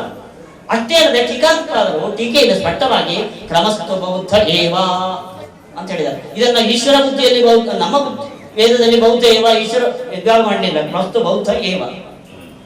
ಇದಕ್ಕೆ ವಿರುದ್ಧ ಆಗೋದ್ರಿಂದ ಕ್ರಮವು ಒಂದು ಸ್ವಾಭಾವಿಕ ಅಂತ ಹೇಳಬಾರದು ಅಂತ ಉಳಿದ ಟಿಪ್ಪಣಿಕಾರರ ಅಭಿಪ್ರಾಯ. ವ್ಯಾಸತಂತ್ರಜ್ಞರು ಇದರ ಮೇಲೆ ಏನ್ ಹೇಳಿದ್ದಾರೆ ಅಂದರೆ, ಕ್ರಮ ಉಭಯ ಧರ್ಮ ಅಂದ್ರೆ ಉಭಯದಲ್ಲೂ ಸಮವಾಯ ಸಂಬಂಧ ಏನಿದೆ ಅಂತ ಅರ್ಥ ಅಲ್ಲ. ಏತದಧಿಕರಣಕ ಕ್ರಮ ಅಸ್ಮಿನ್ ತಿಷ್ಟತಿ, ಇದು ಪ್ರತಿಯೋಗಿತಾ ಸಂಬಂಧೇನೆ ಇಲ್ಲಿದೆ. ಅದು ಇದರಿಂದ ಅಭಿನ್ನ ಹೊರತು ಇದರಿಂದ ಅಭಿನ್ನ. ಏಕಕ್ರಮ ಸಂಯೋಗವತ್ ಉಭಯಾಭಿನ್ನೋ ನ ಭವತಿ. ಧನ್ಯ ಅಭಿನ್ನ ಪ್ರತಿಯೋಗಿನ ಭಿನ್ನ. ಏವಂಚ ವರ್ಣಗಳಿಗೆ ಅಭೇದ ಇಲ್ಲ. ಆದ ಯಾವುದೇ ಒಂದು ನಿರ್ಧಾರವನ್ನ ಇದವಿತ್ತಂತ ತೀರ್ಮಾನ ಮಾಡಿಕೊಳ್ಳೋದು ಕಷ್ಟ ಇದೆ. ಆದ್ರೆ ಟೀಕಾಕೃತರ ಸ್ಪಷ್ಟ ಅಭಿಪ್ರಾಯ ವೇದದಲ್ಲಿ ಕ್ರಮ ಕೃತಕ ಅನ್ನೋದನ್ನ ಆಚಾರ್ಯರ ವಾಕ್ಯದಲ್ಲಿ ವೇದವು ಕ್ರಮ ನಿತ್ಯ ಅಂತ ಹೇಳುವಂತೆ ಇರುವ ವಾಕ್ಯಕ್ಕೆ ಅದು ವರ್ಣ ನೋಡಿ. ನಜ ವರ್ಣ ಪದಾದೀನ ಅನಿತ್ಯತ್ವಂ ವಕ್ತುಂ ಯುಕ್ತಂ ಆಚಾರ್ಯ ವಾಕ್ಯ. ಇಲ್ಲಿ ವರ್ಣಾದೀನ ಅನ್ನದೆ ವರ್ಣ ಪದಾದೀನ ಅಂತ ವರ್ಣಸ್ಯ ಅನಿತ್ಯತ್ವಂ ಅನ್ಯತ್, ಪದಸ್ಯ ಅನಿತ್ಯತ್ವಂ ಅನ್ಯತ್. ಪದಸ್ಯ ಅನಿತ್ಯತ್ವಂ ಕ್ರಮಸ್ಯ ಅನಿತ್ಯತ್ವಂ, ವರ್ಣಸ್ಯ ಅನಿತ್ಯತ್ವಂ ವ್ಯಕ್ತಿನಾಶ. ಇದಕ್ಕೋಸ್ಕರ ಎರಡನ್ನು ಮಾಡಿದ್ದಾರೆ. ಅಲ್ಲಿಗೆ ವರ್ಣಸ್ಯ ನಿತ್ಯತ್ವಂ ರೂಢಸ್ಥ ನಿತ್ಯತ್ವ, ಪದಸ್ಯ ನಿತ್ಯತ್ವಂ ಏಕವಿಧ ಅನುಪೂರ್ವಿಕತ್ವ. ಹೀಗೆಲ್ಲ ಟೀಕಾಕೃತರ ಅಭಿಪ್ರಾಯವನ್ನು ನಾವಾಗ ಹೇಳಿದ್ದು. ತಸ್ಮಾತ್ ವೇದಸ್ಯಾಪಿ ಸ್ಥೈರ್ಯ, ಇಲ್ಲೆಲ್ಲ ನೋಡಿದಾಗ ವೇದದ ಕ್ರಮ ನಿತ್ಯ ಅಂತ ಹೇಳುವಂತೆ ಟೀಕಾದಲ್ಲಿ ಪಂಕ್ತಿಗಳು ಇಲ್ಲ. ಇಂಥ ಕೂಡಿಸ್ಬೋದು ಅಂತ ಅರ್ಥನ ಆಗಲ್ಲ. ಎಲ್ಲ ವಿದ್ವಾಂಸರು ದಯವಿಟ್ಟು ಕ್ಷಮಿಸಬೇಕು. ಮುಂದಿನ ಇನ್ನ 2 ಗೋಷ್ಠಿ ಉಪನ್ಯಾಸಕಾರರು ಇದ್ದಾರೆ. ಕ್ರಮಸ್ತು ವರ್ಣಧರ್ಮ ಆ ವರ್ಣ ಕ್ರಮಸ್ತು ವರ್ಣಧರ್ಮ ಅಂತ ಹೇಳಿದ್ರೆ ಆ ಕ್ರಮ ಅಸ್ಮದ್ ಬುದ್ಧಿಗತ ಕ್ರಮ ಅನಿತ್ಯ ಅಂತ ಹೇಗೆ ಹೇಳಕ್ಕಾಗುತ್ತೆ? ಕ್ರಮ ಅಂತಂದ್ರೆ ಈಶ್ವರ ಮಹಾಮಹೋಪಾಧ್ಯಾಯ ಅವನಿಂದ ಉಪದಿಷ್ಟವಾದಂತಹ ತೈ ಕ್ರಮೈ ತೈ ವರ್ಣೈ ತೈ ಸ್ವರೈರೇವ ನಾಣ್ಯಥ ಅಂತ ಆಚಾರ ಪ್ರಮಾಣ ಕೂಡ ಕೊಡ್ತಾ ಇದ್ದಾರೆ. ಹೀಗಿರುವಾಗ ವರ್ಣ ಮತ್ತು ವರ್ಣಗತ ಕ್ರಮ ಎಲ್ಲವೂ ನಿತ್ಯ. ಅಸ್ಮತ್ ಬುದ್ಧಿಗತವಾದಂತ ಕ್ರಮ ಏನಲ್ಲ ಅದು ಅನಿತ್ಯ ಅಂತ ಹೇಗೆ ಪ್ರಸ್ತುತಪಡಿಸ್ತಾ ಇದ್ದೇನೆ. ಇಲ್ಲಿ ಸೂತ್ರಗಳ ಆಗತಿ ಕ್ರಮ ಹೀಗಿದೆ. ಸಂಧೆ ಸೃಷ್ಟಿರಾಹಿ ನಿರ್ಮಾತಾರಂಚೈಕೆ ಪುತ್ರಾದೇಶ್ಚ ಮಾಯಾ ಮಾತ್ರ ಕಾರ್ಸನಿನ ಅಭಿವ್ಯಕ್ತ ಸ್ವರೂಪತ್ವಾತ್ ಸೂಚಕಚ್ಚ ಶ್ರುತಿಯ ರಾಜಕ್ಷೇಚಿತ ಅದ್ವಿಧ ಅಂತ ಸೂತ್ರದ ಆಗತಿ ಕ್ರಮ. ಮೊದಲು ತುಂಬ ಸಂಕ್ಷಿಪ್ತವಾಗಿ ಶಂಕರಾಚಾರ್ಯರ ಮತ್ತು ರಾಮಾನುಜಾಚಾರ್ಯರ ಆಶಯವನ್ನು ವಿವರಣೆ ಮಾಡಿ ಜಗದ್ಗುರು ಶ್ರೀಮದ್ ಆಚಾರ್ಯರ ಅಧಿಕರಣ ಕ್ರಮವನ್ನು ನಾನು ಉಪಸ್ಥಾಪನೆ ಮಾಡ್ತಾ ಇದ್ದೇನೆ. ಅದ್ವೈತ ಸಿದ್ಧಾಂತ ಮತ್ತು ವಿಶಿಷ್ಟ ಅದ್ವೈತ ಸಿದ್ಧಾಂತಗಳಲ್ಲಿ ಪೂರ್ವಪಕ್ಷ ಸೂತ್ರಗಳು, ಸಿದ್ಧಾಂತ ಸೂತ್ರಗಳು ಅನ್ನುವ ಪರಿಕಲ್ಪನೆ ಇದೆ. ಆದ್ದರಿಂದ ಈ ಅಧಿಕರಣದಲ್ಲಿ ಮೊದಲ 2 ಸೂತ್ರಗಳು ಪೂರ್ವಪಕ್ಷ ಸೂತ್ರ ಅಂತ ಶಂಕರಾಚಾರ್ಯರು ಇಟ್ಕೊಂಡಿದ್ದಾರೆ. ಮೊದಲ 2 ಸೂತ್ರಗಳು ಮಾಯಾ ಮಾತ್ರ ಅಂತೂ ಕಾರ್ಸಲಿನ ಅಭಿವ್ಯಕ್ತ ಸ್ವರೂಪತ್ವ ಅಂತ ಅನ್ನೋದು ಮೂರನೇದು. ಮೊದಲನೇದು ಸಂಧೆ ಸೃಷ್ಟಿರಾಹಿ, ಎರಡನೇದು ನಿರ್ಮಾತಾರಂಚೈಕೆ ಪುತ್ರಾದೇಶ. ಅವರು ಹೇಳ್ತಕ್ಕಂಥ ಅರ್ಥ ಹೀಗಿದೆ. ಇಲ್ಲಿ ನಾವೇನು ಸ್ವಪ್ನವನ್ನು ಕಾಣ್ತಾ ಇದ್ದೇವೆ, ಈ ಸ್ವಪ್ನವನ್ನ ನಾವು ನೋಡ್ತಾ ಇದ್ದೇವೆ, ಜೀವರು ನೋಡ್ತಾ ಇದ್ದೇವೆ, ಇದನ್ನು ಮಾಡಿದ್ಯಾರು ಅಂತ ವಿಚಾರ. ಶಂಕರಾಚಾರ್ಯರ ವಿಚಾರ ಹೇಗೆ ಇದ್ರೆ ಪೂರ್ವಪಕ್ಷವನ್ನು ವ್ಯಾಸರು ಮಂಡಿಸ್ತಾ ಇದ್ದಾರೆ. ಇಲ್ಲಿ ಶ್ರುತಿಗಳಲ್ಲಿ ಭಗವಂತನೇ ನಿರ್ಮಾಣ ಮಾಡ್ತಾ ಇದ್ದಾನೆ, ಈಶ್ವರನೇ ಸ್ವಪ್ನವನ್ನು ನಿರ್ಮಾಣ ಮಾಡ್ತಾ ಇದ್ದಾನೆ ಅಂತಕ್ಕಂಥ ವಾಕ್ಯಗಳಿದ್ದಾವೆ.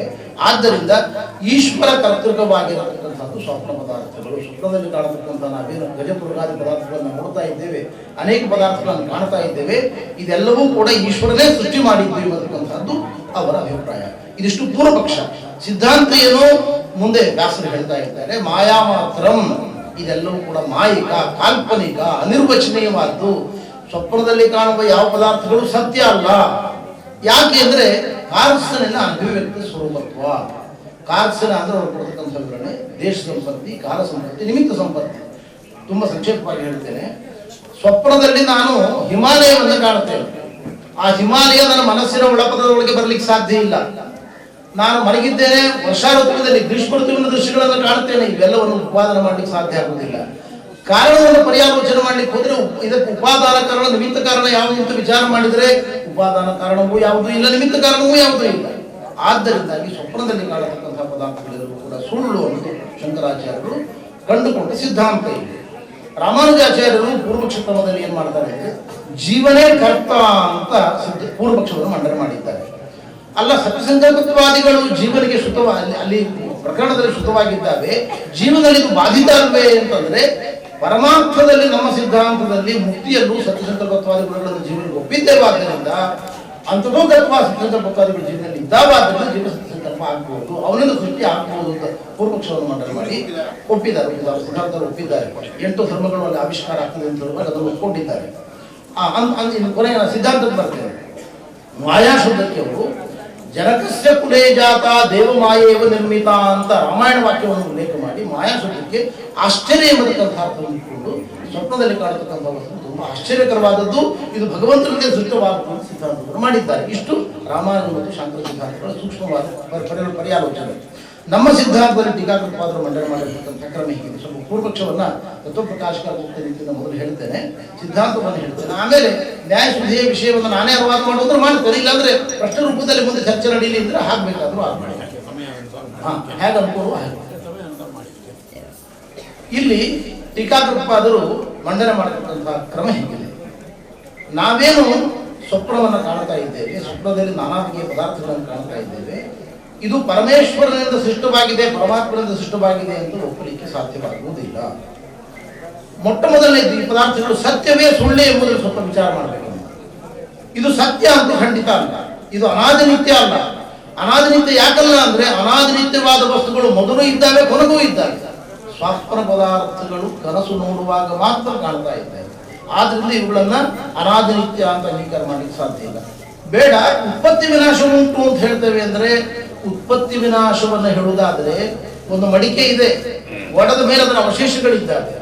ಸ್ವಪ್ನ ಅನಿತ್ಯ ಅಂತ ಹೇಳುವುದಾದ್ರೆ ಸ್ವಪ್ನ ಪದಾರ್ಥಗಳು ಮುಂದೆ ಅದರ ಅವಶೇಷಗಳು ಕಾಣಬೇಕು, ಏನೋ ಅವಶೇಷ ಕಾಣಿಸ್ತಾ ಇಲ್ಲ. ಆದ್ದರಿಂದ ಇದಕ್ಕೆ ಹುಟ್ಟಿ ಸತ್ತಿದೆ, ಹುಟ್ಟಿ ನಾಶವಾಗಿದೆ ಅಂತ ಕೂಡ ಹೇಳುವ ಸಂಭವನೀಯತೆ ಇಲ್ಲ. ಬೇಡ, ಆಕಾಶದಲ್ಲಿ ಹೇಗೆ ಸೌದಾಮಿನಿ ವಿದ್ಯುತ್ ಮಿಂಚು ಆ ಕ್ಷಣದಲ್ಲಿ ಹುಟ್ಟಿ ಸಾಯ್ತದೋ ಹಾಗೆ ಸ್ವಪ್ನ ಪದಾರ್ಥಗಳು ಕೂಡ ಒಂದು ಕ್ಷಣದಲ್ಲಿ ಹುಟ್ಟಿ ಸಾಯ್ತವೆ ಅಂತ ಹೇಳ್ಬೋದಲ್ಲ. ಅಂದರೆ ಇದರ ಬಗ್ಗೆ ಯಾವುದೇ ಸ್ಪಷ್ಟವಾದ ಪ್ರಮಾಣ ಇಲ್ಲ. ಆದ್ದರಿಂದ ಸ್ವಪ್ನ ಪದಾರ್ಥಗಳು ಮಿಂಚಿನಂತೆ ತತ್ಕಾಲದಲ್ಲಿ ಹುಟ್ಟಿ ಸಾಯ್ತವೆ ಅಂತ ಕೂಡ ಅಂಗೀಕಾರ ಮಾಡಲಿಕ್ಕೆ ಆಗುವುದಿಲ್ಲ. ಅಷ್ಟೇ ಅಲ್ಲ, ಇವುಗಳಿಗೆ ಒಂದು ಕಾರ್ಯ ಅಂತ ಆಗಬೇಕಾದ್ರೆ ಎರಡು ಕಾರಣ ಬೇಕು. ಒಂದು ನಿಮಿತ್ತ ಕಾರಣ, ಇನ್ನೊಂದು ಉಪಾದಾನ ಕಾರಣ. ಒಂದು ಮಡಿಕೆ ಆಗಬೇಕಾದ್ರೆ ಬುದ್ಧಿಜೀವಿಯಾದ ಕುಂಬಾರ ಬೇಕು, ಅವನು ನಿಮಿತ್ತ ಕಾರಣ. ಇನ್ನೊಂದು ಮಣ್ಣು ಉಪಾದಾನ ಕಾರಣ.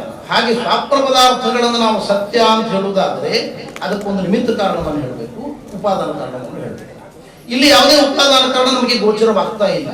ನಿಮಿತ್ತ ಕಾರಣ ಯಾರು? ಜೀವನೋ ಅಲ್ಲ, ನಮ್ಮ ಇಚ್ಛೆಯಿಂದ ಸ್ವಪ್ನ ನಾವು ಕಾಣುವುದಿಲ್ಲ. ಹೋಗ್ಲಿ ಈಶ್ವರ ಕಾರಣ, ಈಶ್ವರನಿಂದ ಆಗ್ತಾ ಇದೆ ಅಂತ ಹೇಳೋಣ ಅಂತಂದ್ರೆ ಅದು ಕೂಡ ಸಾಧ್ಯ ಆಗುವುದಿಲ್ಲ. ಈಶ್ವರನಿಂದ ಆಗ್ತದೆ ಅನ್ನುವ ಸ್ಫುಟವಾದ ನಿರವಕಾಶವಾದ ಪ್ರಮಾಣ ಇಲ್ಲ. ಇಷ್ಟೇ ಅಲ್ಲ, ಸ್ವಪ್ನ ಎಲ್ಲವೂ ಕಾಲ್ಪನಿಕ, ಸುಳ್ಳು ಎಂಬತಕ್ಕಂತಹ ಪ್ರಮಾಣಗಳು ಸ್ಪಷ್ಟವಾಗಿದ್ದಾವೆ.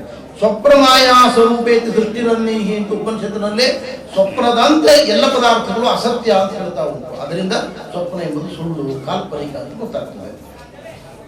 ಅವಿದ್ಯಮಾನೋ ಶಿವಭಾತಿ ದ್ವಯ ಧಾತುರುದ್ಧಿಯ ಸ್ವಪ್ನ ಮನೋರಥೋಯಥ ಅಂತ ಸ್ಪಷ್ಟವಾಗಿ ಸ್ವಪ್ನ ಪದಾರ್ಥದಲ್ಲಿ ಕಾಣುವ ದೃಶ್ಯಗಳಂತೆ ಜಾಗೃತ್ಕಾಲೀನ ಪದಾರ್ಥಗಳು ಕೂಡ ಸುಳ್ಳು ಅಂತ ಹೇಳ್ತಕ್ಕಂತಹ ವಾಕ್ಯಗಳಿದ್ದಾವೆ ಪುರಾಣಗಳಲ್ಲಿ. ಆದ್ದರಿಂದ ಸ್ವಪ್ನ ಪದಾರ್ಥ ಅಸತ್ಯ ಅಂತ ನಮಗೆ ಹೇಳಲಿಕ್ಕೆ ಪೋಷಕವಾದ ಸಾಮಗ್ರಿಯನ್ನು ಉಂಟು. ಸಿದ್ಧಾಂತವನ್ನು ಹೇಳ್ತಾ ಇದ್ದಾರೆ ಟೀಕಾರಾಯರು. ಸ್ವಪ್ನದಲ್ಲಿ ಕಾಣತಕ್ಕಂತಹ ಎಲ್ಲಾ ಪದಾರ್ಥಗಳು ಕೂಡ ಸತ್ಯ, ಅದಕ್ಕೊಂದು ಉಪಾದಾನ ಕಾರಣವೂ ಇದೆ, ನಿಮಿತ್ತ ಕಾರಣವೂ ಇದೆ. ಆದ್ದರಿಂದ ಈ ಪದಾರ್ಥಗಳನ್ನು ಸತ್ಯ ಅಂತ ನಾವು ಹೇಳ್ತೇವೆ. ಹೇಗೆ? ಈಗ ನೋಡಿ, ನಾನು ಇವತ್ತು ಅಪ್ಪ ಅವರ ಕಟ್ಟೆಗೆ ಬಂದಿದ್ದೇನೆ, ಇದೆಲ್ಲ ದೃಶ್ಯವನ್ನು ನೋಡಿದ್ದೇನೆ, ಇದೆಲ್ಲದರ ಇನ್ಫ್ಲೂಯೆನ್ಸ್ ನಮ್ಮ ಮೈಂಡಿನಲ್ಲಿದೆ. ಡೇಟಾ, ನಮ್ಮ ಭಾಷೆಯಲ್ಲಿ ಹೇಳಿದರೆ ಡೇಟಾ ಇದೆ ಮೈಂಡಲ್ಲಿ. ನಾಳೆ ಬೆಳಿಗ್ಗೆ, ನಾಳೆಯೋ ನಾಡ್ದು ಇದನ್ನು ನಾನು ಕನಸಿನಲ್ಲಿ ಕಾಣ್ತೇನೆ. ಹಾಗಿದ್ರೆ ಏನಾಗಬೇಕು? ಮನಸ್ಸಿನಲ್ಲಿ ಯಾವ ವಿಷಯದ ಇನ್ಫ್ಲೂಯೆನ್ಸ್ ಇದೆ, ಡೇಟಾ ಇದೆ, ಇದನ್ನು ನಾನು ಮನಸ್ಸಿನಿಂದ ನೋಡ್ತೇನೆ, ಕಣ್ಣಿನಿಂದ ನೋಡುವುದಲ್ಲ. ಕನಸಿನ ಸ್ಥಿತಿಯಲ್ಲಿ ನಾವು ನೀವು ನೋಡತಕ್ಕಂತಹ ವಸ್ತುಗಳು ಅವೆಲ್ಲವೂ ಕೂಡ ಸತ್ಯವಾದ ವಸ್ತುಗಳೇ. ನಾವು ಟಿವಿ ಪರದ ಮೇಲೆ ವಸ್ತುವನ್ನು ನೋಡ್ತೇವೆ, ಒಂದು ಸಿಡಿಯನ್ನು ನೋಡ್ತಾ ಇರ್ತೇವೆ, ಯಾವುದೋ ನಮ್ಮ 60 ವರ್ಷದ 80 ವರ್ಷದ ಕುಟುಂಬದ ಹಿರಿಯರ ಕಾರ್ಯಕ್ರಮ ನೋಡ್ತಾ ಇರ್ತೇವೆ. ಅವ್ರು ಬಂದ ಕೂಡಲೇ ಅಜ್ಜ ಬಂದರು, ತಂದೆ ಬಂದರು, ಚಿಕ್ಕಪ್ಪ ಬಂದರು ಅಂತ ತೋರಿಸ್ತೇವೆ ನಾವು. ಅದು ಚಿಕ್ಕಪ್ಪ ಹೌದು, ಆದ್ರೆ ಚಿಕ್ಕಪ್ಪ ಅಲ್ಲ. ಹೇಗೆ ನೋಡಿ, ವಿದ್ಯುನ್ಮಾನದಲ್ಲಿ ನಾವು ನೋಡತಕ್ಕಂತಹ ವಸ್ತು ಸತ್ಯ, ಆದರೆ ನಾವು ಎಚ್ಚರದಲ್ಲಿ ನೋಡುವ ಚಿಕ್ಕಪ್ಪನೇ ಇದಲ್ಲ. ಹಾಗೆ ಕನಸಿನಲ್ಲಿ ಕಾಣತಕ್ಕಂತಹ ವಸ್ತುಗಳು ಮಾನಸ ವಿಕಾರವಾಗಿರತಕ್ಕಂತಹ ವಾಸನಾಮಯವಾದ ಪದಾರ್ಥಗಳೇ ಹೊರತು ಜಾಗೃತ್ಕಾಲೀನ ಪದಾರ್ಥಗಳಲ್ಲ. ಜಾಗೃತ್ವನಿತೆ ಭ್ರಮ ಅಂತ ಸುಗದಾಚಾರ್ಯರು ಹೇಳ್ತಾರೆ. ಕನಸಿನಲ್ಲಿ ಕಾಣುವ ತಾಯಿ, ತಂದೆ, ಗುರುಗಳು ಎಲ್ಲವೂ ಸತ್ಯ, ಆದರೆ ಅದು ವಾಸನಾಮಯವಾದ ಪದಾರ್ಥಗಳನ್ನು ನಾವು ನೋಡ್ತಾ ಇದ್ದೇವೆ ಹೊರತು ಎಚ್ಚರದಲ್ಲಿ ನೋಡುವ ಸ್ಥೂಲ ಪದಾರ್ಥಗಳನ್ನಲ್ಲ. ನಾವು ಅಂದುಕೊಳ್ತೇವೆ ಸ್ಥೂಲ ಪದಾರ್ಥಗಳನ್ನೇ ನೋಡ್ತಾ ಇದ್ದೇವೆ, ಎಚ್ಚರದ ತಾಯಿ, ಎಚ್ಚರದ ತಂದೆ ಅಂತ ತಿಳ್ಕೊಳ್ತೇವೆ. ಇಷ್ಟಂಶದಲ್ಲಿ ಭ್ರಮ, ಜಾಗೃತ್ವಾಂಶದಲ್ಲಿ ಮಾತ್ರ ಭ್ರಮ. ವಾಸ್ತವಿಕವಾಗಿ ಕಾಣತಕ್ಕಂಥ ವಸ್ತುಗಳೆಲ್ಲವೂ ಕೂಡ ಸತ್ಯವೇ. ನೋಡಿ, ಒಂದು ಸರಳ ಉದಾಹರಣೆ ನಿಮಗೆ ಕೊಡಬೇಕು ಅಂದರೆ, ಒಂದು ಕಲಶ, ಇದನ್ನು ಅನೇಕ ಪದಾರ್ಥಗಳಿಂದ ಮಾಡಬಹುದು. ಮಣ್ಣಿನಿಂದ ಕಲಶವನ್ನು ಮಾಡಬಹುದು, ರಜತದಿಂದ ಮಾಡಬಹುದು, ತಾಮ್ರದಿಂದ ಮಾಡಬಹುದು, ಬಂಗಾರದಿಂದ ಮಾಡಬಹುದು. ಹಾಗೆ ಪದಾರ್ಥಗಳು ನಾನಾ ಮೂಲಗಳಿಂದ ನಿರ್ಮಾಣ ಆಗ್ತದೆ. ಆದ್ದರಿಂದಾಗಿ ನಾವೇನು ಕನಸಿನಲ್ಲಿ ಕಾಣ್ತಾ ಇದ್ದೇವೆ, ಮನಸ್ಸಿನ ಒಳಗಿರತಕ್ಕಂತಹ ಪದಾರ್ಥಗಳನ್ನೇ, ಮನಸ್ಸಿನಲ್ಲಿರ್ತಕ್ಕಂತಹ ಪದಾರ್ಥಗಳನ್ನೇ ಭಗವಂತ ಅವನು ನಿಮಿತ್ತ ಕಾರಣನಾಗಿ ವಾಸನಾವನ್ನ ಉಪಾದಾನವನ್ನಾಗಿ ಮಾಡಿಕೊಂಡು ಪದಾರ್ಥಗಳನ್ನು ಆಯಾಯ ಜೀವನಿಗೆ ತೋರಿಸ್ತಾ ಇದ್ದಾನೆ. ಆದ್ದರಿಂದ ಉಪಾದಾನ ಕಾರಣವೂ ಉಂಟು, ನಿಮಿತ್ತ ಕಾರಣವೂ ಉಂಟು. ಆದ್ದರಿಂದ ಸುಖದಲ್ಲಿ ಕಾಣತಕ್ಕಂತಹ ಪದಾರ್ಥಗಳು ಸತ್ಯ ಅಂತ ನಮ್ಮ ಸಿದ್ಧ ಕ್ರಮ, ವಿಚಾರ ಕ್ರಮ. ಭಕ್ತಿಪೂರ್ವಕ ನಮಸ್ಕಾರಗಳನ್ನು ಅರ್ಪಿಸಿ, ಮತ್ತೋರ್ವ ಗುರುಗಳಾದಂತಹ ಪಂಡಿತ ಕೇಸರಿ ವಿದ್ವಾಂಸರಾದಂತಹ ರಾಜ ಹಿರಿಯಾಚಾರ್ಯರು ಕೂಡ ಅನಂತ ನಮಸ್ಕಾರಗಳನ್ನು ಅರ್ಪಿಸ್ತಾ, ಇಲ್ಲಿ ವೇದಿಕೆ ಮೇಲೆ ಆಸೀನರಾದಂತಹ ಎಲ್ಲ ಹಿರಿಯರಿಗೂ ನಮಸ್ಕಾರಗಳನ್ನು. ಕರ್ತೃತ್ವದ ಬಗ್ಗೆ ವಿಚಾರ ನಮಗೆ ಸೂತ್ರ ಪ್ರಸ್ಥಾನದ ಯಾವುದೇ ಗ್ರಂಥ ನೋಡಿದರೂ ಕೂಡ ಅಷ್ಟಕರ್ತೃತ್ವದ ವಿಚಾರ ಸಿಗೋದು ನಮಗೆ ಜನ್ಮಾಧಿಕರಣದಲ್ಲಿ. ಹಾಗಾಗಿ ತಂತ್ರದೀಪಿಕಾದಲ್ಲೂ ಕೂಡ ಜನ್ಮಾಧಿಕರಣದಲ್ಲಿ ವಿಚಾರ ಇದೆ. ಆದರೆ ಒಂದು ಸಮಸ್ಯೆ ನನಗೆ ಎದುರಾಗಿದ್ದೇನು ಅಂತಂದ್ರೆ, ತಂತ್ರದೀಪಿಕಾದಲ್ಲಿ ಬರೀ 10 ರಿಂದ 12 ವಾಕ್ಯಗಳು ಮಾತ್ರ ಜನ್ಮಾಧಿಕರಣ. ಅಷ್ಟೇ ವಾಕ್ಯಗಳಲ್ಲಿ ಇಡೀ ಜನ್ಮಾಧಿಕರಣದ ಸಾರವನ್ನು ರಾಘವೇಂದ್ರ ಸ್ವಾಮಿಗಳು ಅದನ್ನು ಸಂಗ್ರಹ ಮಾಡಿದ್ದಾರೆ. ಆದ್ದರಿಂದ 15-20 ನಿಮಿಷಗಳ ಕಾಲ ಈ ವಿಚಾರವನ್ನ ನಾನು ನಿರೂಪಿಸಬೇಕು ಅಂತಂದ್ರೆ ಸುಧಾ ಮತ್ತು ಚಂದ್ರಿಕಾದ ವಿಚಾರಗಳನ್ನು ತಗೊಳ್ಳೇಬೇಕಾಗಿದೆ. ಯಾಕೆಂದ್ರೆ ಅವರೇ ಗುರುಪಾದ ಕಥೋಪ್ಯಸ್ತಿ ಸಂಗ್ರಹೋ ಹೃದಯಂಗಮಃ ಪ್ರಸ್ಥಾನ ಭೇದ ಪ್ರವೃತ್ತಾರ್ಥ ಸಂಗ್ರಹೋ ಥಾ ಭಯಂ ಮಮ ಅಂತ ರಾಘವೇಂದ್ರ ಸ್ವಾಮಿಗಳು ಹೇಳಿದ್ರಿಂದ ಬೇರೆ ಬೇರೆ ಪ್ರಸ್ಥಾನಗಳಲ್ಲಿ ಮುಕ್ತವಾದಂಥ ಅರ್ಥವನ್ನು ನಾನು ಸಂಗ್ರಹ ಮಾಡ್ತೇನೆ ಅಂತ ಹೇಳಿದ್ರಿಂದ ತಂತ್ರದೀಪಿಕಾದ ಬಗ್ಗೆ ಮಾತಾಡಬೇಕು ಅಂದರೆ ಸುಧಾ ಮತ್ತು ಚಂದ್ರಿಕಾದ ಬಗ್ಗೆ ಮಾತಾಡೋ ಅನಿವಾರ್ಯತೆ ನನಗಿದೆ. ಆದ್ದರಿಂದ ಅಷ್ಟಕರ್ತೃತ್ವದ ಬಗ್ಗೆ ಸುಧಾ ಜನ್ಮಾಧಿಕರಣದಲ್ಲಿ, ಚಂದ್ರಿಕಾ ಜನ್ಮಾಧಿಕರಣದಲ್ಲಿ ಏನೇನು ವಿಚಾರಗಳು ಬಂದಿವೆ ಅನ್ನೋದನ್ನು ಅತ್ಯಂತ ಸಂಕ್ಷಿಪ್ತವಾದ ಅವಧಿಯಲ್ಲಿ ನಾನು ನಿರೂಪಿಸಲಿಕ್ಕೆ ಪ್ರಯತ್ನ ಮಾಡ್ತೇನೆ. ಇನ್ನೊಂದು, ಇದು ಸಾರ್ವಜನಿಕರ ಅವಗಾಹನೆಗೆ ಬರಬೇಕು. ಅದಕ್ಕೋಸ್ಕರವಾಗಿ ಇದರಲ್ಲಿ ಒಂದು ಕ್ರಮವನ್ನು ನಾನು ಏರ್ಪಡಿಸ್ಕೊಂಡಿದ್ದೆ. ಆ ಕ್ರಮವನ್ನು ನಾವು ಪೂಜ್ಯರಾಗಿರ್ತಕ್ಕಂಥ ಗುರುಗಳಿಂದಲೇ ನಾನು ಕಲಿತಿದ್ದೆ, ಗಿರಿಯಾಚಾರ್ಯರಿಂದಲೇ ಕಲಿತಿದ್ದು ಆ ಕ್ರಮವನ್ನು.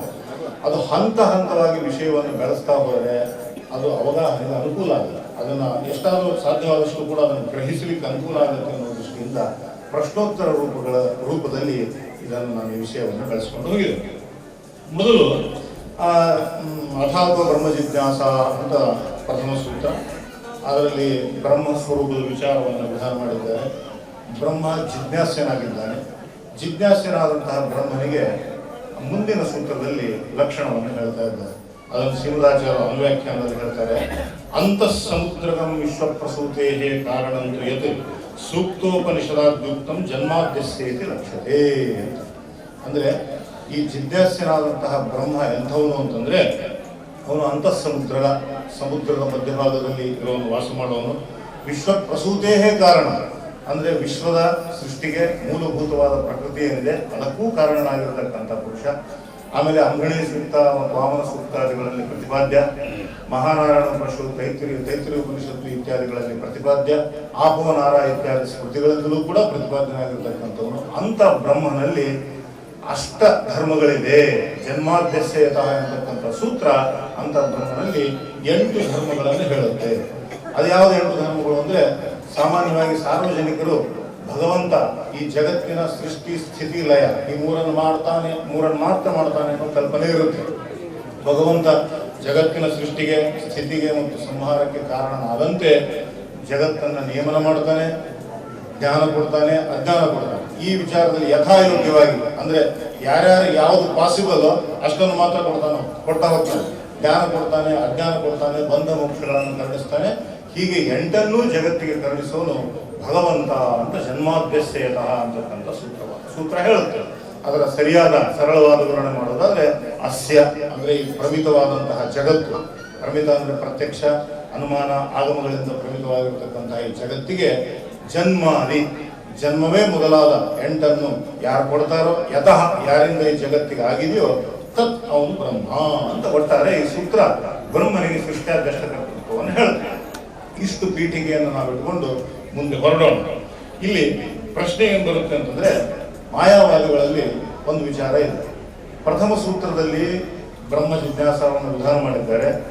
ಬ್ರಹ್ಮ ಜಿಜ್ಞಾಸ್ಯ, ಆದರೆ ಜಿಜ್ಞಾಸ್ಯನಾದಂಥ ಬ್ರಹ್ಮ ನಿರ್ಗುಣ ಬ್ರಹ್ಮನ ಉಪಾಸನೆಯಿಂದಲೇ ನಮಗೆ ಬ್ರಹ್ಮೈಕ್ಯ ರೂಪವಾದಂಥ ಮೋಕ್ಷ ಸಿದ್ಧಿಸುತ್ತೆ. ಆದ್ದರಿಂದ ಜಿಜ್ಞಾಸ್ಯನಾದಂಥ ಬ್ರಹ್ಮ ನಿರ್ಗುಣ ಬ್ರಹ್ಮ. ಮುಂದಿನ ಸೂತ್ರದಲ್ಲಿ ಹೇಳಲಾಗುವಂತಹ ಲಕ್ಷಣ ಏನಿದೆ ಅದು ನಿರ್ಗುಣ ಬ್ರಹ್ಮ ಲಕ್ಷಣವೇ ಹೊರತು ಸವಿಶೇಷ ಬ್ರಹ್ಮ ಲಕ್ಷಣ ಅಲ್ಲ. ಅವನು ನಿರ್ವಿಶೇಷ. ನಿರ್ಗುಣ ಬ್ರಹ್ಮ ಅಂದರೆ ನಿರ್ಧರ್ಮಕ ನಿರ್ವಿಶೇಷ ಬ್ರಹ್ಮ, ಸವಿಶೇಷ ಬ್ರಹ್ಮನ ಲಕ್ಷಣ ಅಲ್ಲ ಅಂತಕ್ಕಂಥ ಒಂದು ವಿಚಾರ ಇದೆ. ಅದನ್ನ ವರ್ಣನೆ ಮಾಡಲಿಕ್ಕೋಸ್ಕರವಾಗಿ ಆಚಾರ್ಯರು ಅಪರೂಪದ ಮಾತುಗಳನ್ನು ಆಡಿದ್ದಾರೆ. ಅಂತಃಸಮುದ್ರಗಂ ವಿಶ್ವಪ್ರಸೂತೇ ಕಾರಣಂತು ಯತ್ ಎನ್ನುವಂತಹ ವಿಶೇಷಣವನ್ನು ಬ್ರಹ್ಮನಿಗೆ ಕೊಟ್ಟಿದ್ದಾರೆ.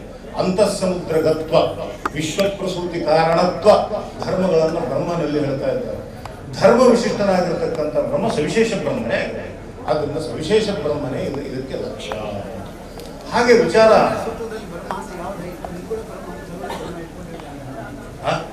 ನಮ್ಮ ಪ್ರಕಾರ, ನಮ್ಮ ಸಿದ್ಧಾಂತದ ಪ್ರಕಾರ ಸವಿಶೇಷ ಬ್ರಹ್ಮ. ಮಾಯಾವಾದಿಗಳು ಪರೀಕ್ಷೆ ಮಾಡೋದು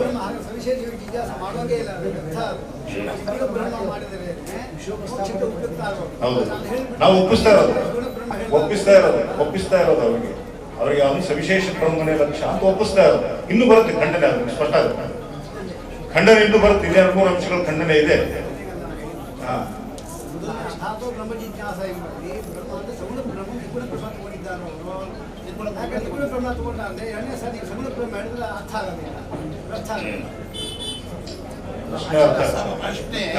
ಸ್ವಲ್ಪ ನೀವು ಮುಂದೆ 2-3 ವಿಷಯ ಪ್ರಸ್ತಾಪ ಮಾಡಿಬಿಡ್ತೇನೆ. ಆನಂತರ ಪ್ರಶ್ನೆ ಇಲ್ಲಿ ಬೇರೆ ಬೇರೆ ಕಾರಣಗಳನ್ನ ಆಲೋಚನೆ ಮಾಡಿದಾಗಲೂ ಕೂಡ ವಿಶೇಷ ಬ್ರಹ್ಮನೇ ಲಕ್ಷ್ಯ. ದ್ವಿತೀಯ ಸೂತ್ರ ಹೇಳುವಂತ ಲಕ್ಷಣಕ್ಕೆ ಲಕ್ಷ್ಯ ಅಂತ ಗೊತ್ತಾಗುತ್ತೆ. ಯಾಕೆಂದ್ರೆ ಬ್ರಹ್ಮರಲ್ಲಿ ಶಾಸ್ತ್ರ ವಿಭಾಗ ಮಾಡಿಕೊಂಡಿದೆ, ಅಮುಖ್ಯ ಬ್ರಹ್ಮ ಮತ್ತು ಮುಖ್ಯ ಬ್ರಹ್ಮ ಅಂತ. ಈ ಜಾತಿ ಮೊದಲಾದವುಗಳು ಕೂಡ ಬ್ರಹ್ಮಪದದಿಂದ ವಾಚ್ಯವೇ, ಆದ್ರಿಂದ ಅವುಗಳನ್ನು ಅಮುಖ್ಯ ಬ್ರಹ್ಮ ಅಂತ ಕರಿಬಹುದು.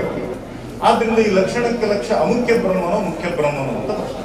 ಅಮುಖ್ಯ ಬ್ರಹ್ಮ ಲಕ್ಷ್ಯ ಆಗ್ತಾನೆ ಅಂತ ಪರಕೆಯರು ಕೂಡ ಅದನ್ನು ಒಪ್ಪೋದು, ಯಾಕಂದ್ರೆ ನಿರ್ಗುಣ ಬ್ರಹ್ಮನೇ ಲಕ್ಷ್ಯ ಅಂತ ಹೇಳೋರು. ಇನ್ನು ಮುಖ್ಯ ಬ್ರಹ್ಮ ಲಕ್ಷ್ಯ ಅಂತ ಹೇಳ್ತಾರೆ. ಈಗ ಎದುರಾಗುವ ಸಮಸ್ಯೆ ಅಂತಂದ್ರೆ ಮುಖ್ಯ ಬ್ರಹ್ಮ ಇದೆ. ಇದು 150ನೇ ವರ್ಷದ ಆರಾಧನಾ ಮಹೋತ್ಸವ. ಇವ್ರ ಬಗ್ಗೆ ಒಂದೇ ಮಾತು ಹೇಳೋದಾದ್ರೆ, ಇವರು ನಮ್ಮ ಮಧ್ವಾಚಾರ ಪರಂಪರೆಗೆ ಬಂದಿರತಕ್ಕಂಥ ಸುಧರ್ಮೇಂದ್ರ ತೀರ್ಥರು ಅಂತ ಏನಿದ್ದಾರೆ, ಅವ್ರ ಬೃಂದಾವನ ಮಂತ್ರಾಲಯದಲ್ಲಿದೆ. ಅವ್ರ ಬೃಂದಾವನ ಇದೆ ನೋಡಿ ಆ ಕಡೆಗೆ, ಅದರಲ್ಲೂ ಒಂದಾಗಿದೆ. ಅವರ ಸಮಕಾಲೀನ ಕೃಷ್ಣಾಚಾರ್ಯ. ಇಷ್ಟೇ ಅಲ್ಲದೆ ಆ ಸುಧರ್ಮೇಂದ್ರರು ಮಂತ್ರಾಲಯ ನಿವಾಸಿಗಳು. ಅವರಿಗೆ ಪೂರ್ವಾಶ್ರಮ ಹೆಸರು ಗಣೇಶಾಚಾರ ಅಂತ. ಈ ಅಪ್ಪ ಅವರು ಅವ್ರನ್ನ ಕೆಲಸ ಹೇಳೋದಂತೆ, ನಿಮಗೆ ಇಷ್ಟೊಂಗೆ ಆಶ್ರಮ ಆಗೋದಿದೆ, ನೀವು ದಯವಿಟ್ಟು ನಂಜನಗೂಡು ಹೋಗಿ ಸುಜ್ಞಾನೇಶ್ವರವರು ನೀವು ಆಶ್ರಮ ಕೊಡ್ತಾರೆ ಅಂತ ಹೇಳಿದಂತೆ. ಅದ್ರ ಪ್ರಕಾರವಾಗಿ ಅಲ್ಲಿ ಹೋದಾಗ ಇವರಿಗೆ ಆಶ್ರಮ ಆಯಿತು ಅಂತ ನಮ್ಮ ಶ್ರೀಮಠದ ಚರಿತ್ರೆ ಮತ್ತು ಬೇರೆ ಇದರಲ್ಲಿ ಅಂದರೆ ಇಂತಹ ಒಂದು ದೊಡ್ಡ ಒಂದು ಮೊದಲನ್ನ ನಾನು ಈ ಸಂದರ್ಭದಲ್ಲಿ ಸೂಚಿಸ್ತಾ ಇದ್ದೇನೆ. ಇದು ಒಂದು ವಿಷಯ, ಅಧ್ಯಕ್ಷ ಸ್ಥಾನದಲ್ಲಿ ಅಂತ ಹೇಳೋದು. ಇನ್ನೊಂದು ವಿಷಯವನ್ನ ಮಂತ್ರಾಲಯದ ಒಂದು ಕಾರ್ಯಕ್ರಮದ ಬಗ್ಗೆ ಒಂದು ಹೇಳ್ತೀನಿ. ಈಗ ಶ್ರೀಗಳವರು ನಿತ್ಯದಲ್ಲೂ ಸುಧಾ ಪಾಠವನ್ನು ರೆಗ್ಯುಲರ್ ಸ್ಟೂಡೆಂಟ್ಸ್ಗೆ ಹೇಳ್ತಾ ಇದ್ದಾರೆ, ನಮ್ಮ ವಿದ್ಯಾಪೀಠದ ವಿದ್ಯಾರ್ಥಿಗಳಿಗೆ ಹೇಳ್ತಾ ಇದ್ದಾರೆ. ಈಗಾಗಲೇ ಸುಧಾ ಮಂಗಳ ಕೂಡ ಆಗಿದೆ. ಈಗ 4 ಮತ್ತು 5ನೇ ಬ್ಯಾಚ್ನವರಿಗೆ ಸುಧಾ ಪಾಠ ಶ್ರೀಗಳು ಹೇಳ್ತಾ ಇದ್ದಾರೆ. ನಾನು ಚಿಂತನೆ ರೂಪದಲ್ಲಿ ಹೇಳ್ತಾ ಇದ್ದೇನೆ, ಅದನ್ನು ಎಲ್ಲ ಪಂಡಿತರು ಕೂಡ ನೋಡಿದ್ದಾರೆ. ಇಷ್ಟರೊಳಗೆ ಸುಧಾ ಮಂಗಳವನ್ನು ಇಟ್ಕೊಳ್ಳೋರಿದ್ದೀವಿ 4ನೇ ಬ್ಯಾಚ್ನವರಿಗೆ. ಅದಿರಲಿ, ಅದು ಬೇರೆ, ಅದು ರೆಗ್ಯುಲರ್ ಸ್ಟೂಡೆಂಟ್ಸ್ಗೆ. ಇದಲ್ಲದಲೇ ಸುಧಾ ಪಾಠದ ಒಂದು ವ್ಯವಸ್ಥೆ, ಬೇರೆ ಒಂದು ವಿಚಾರವನ್ನು ನಾವು ಪ್ರಚುರಪಡಿಸಿದ್ದೇವೆ.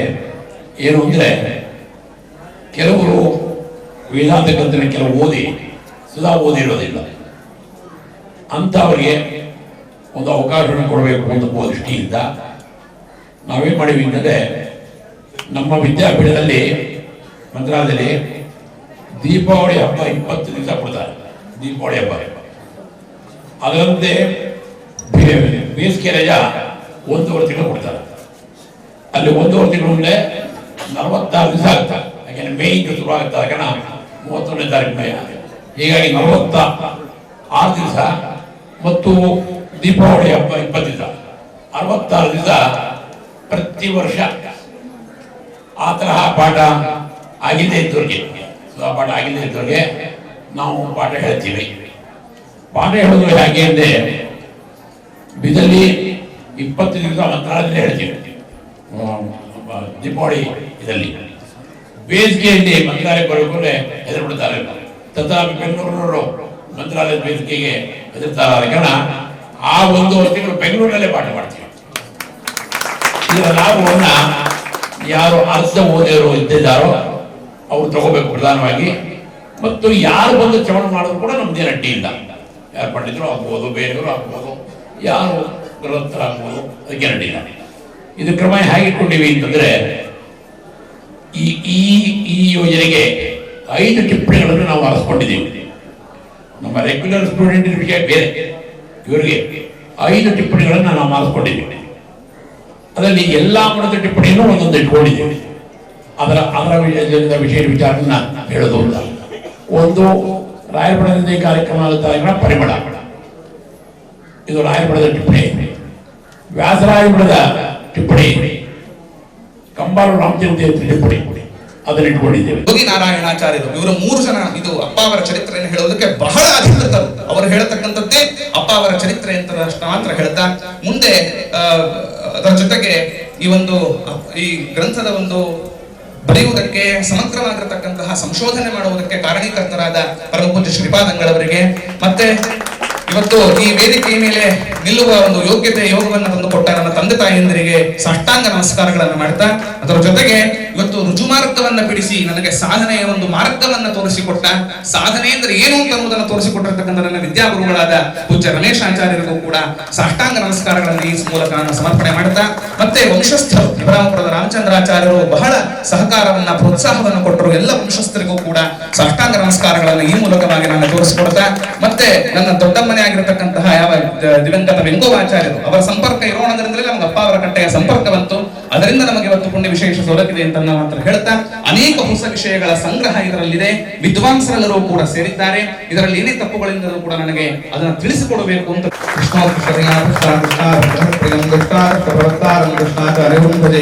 ಶುಭದಂ ಸೇವಮಾನಾನಾಂ ಭಯಪದಮರ್ಥಿನಾಂ ವಿಭರಾಮ ಪ್ರಾಗಾರಾಂ ಕೃಷ್ಣಾಚಾರ್ಯಂ ಭಜೆ ಯೋಗಾಧಿಪತವಾರ್ತಾನಾಂ ಭೋಗಾರ್ಯಂ ಯೋಗಾಯೋಗ ಸಮಂ ಶಾಂತಂ ಕೃಷ್ಣಾಚಾರ್ಯಂ ಭಜೆ.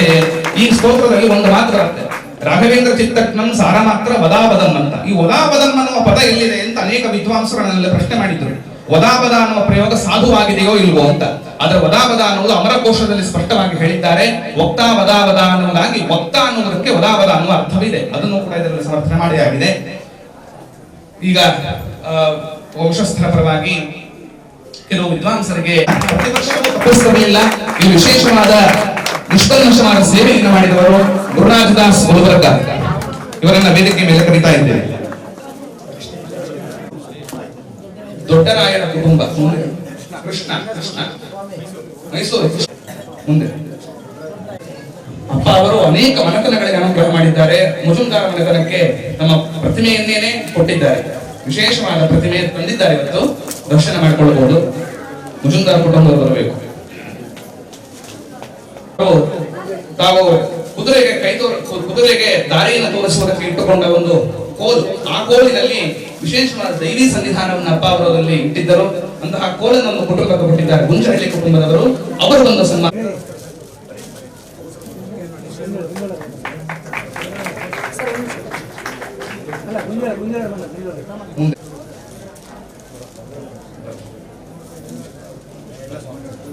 ಮುಂದೆ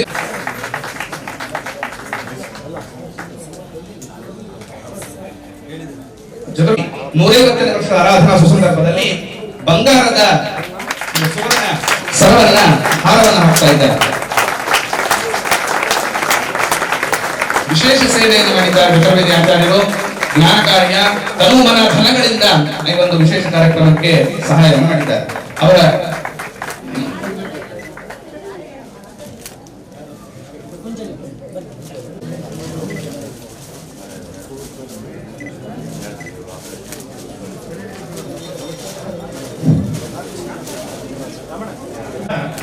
ಮಧ್ವಶಾಸ್ತ್ರ ಸಂಪನ್ನ ಸೇಡಿದಿ ಆಚಾರ್ಯರು ಅಪ್ಪ ಅವರ ರೀತಿಯ ಪುಸ್ತಕವನ್ನು ಬರೆದ ಸಂಪಾದಕರು. ವಿಶೇಷ ಉತ್ತರೋತ್ತರ ಅಭಿವೃದ್ಧಿ ಆಗಲಿ ಅಂತ ಸಂಸ್ಥೆಗಳಿಂದ ಸಮರ್ಪಣೆ ಮಾಡ್ತಾ ಇದ್ದಾರೆ.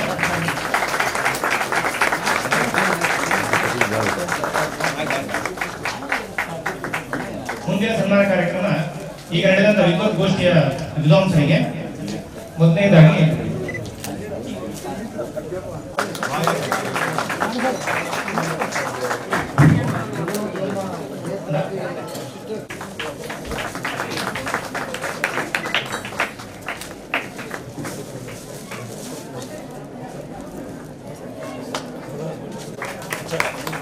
ಮಹಾಮಹೋಪಾಧ್ಯಾಯ ರಾಷ್ಟ್ರಪತಿ ಪ್ರಶಸ್ತಿ ಪುರಸ್ಕೃತರಾದ ರಾಜಾ ಗಿರಿಯಾಚಾರ್ಯರಿಗೆ ಪುಟ್ಟ ಗೌರವ ಕಾರ್ಯ.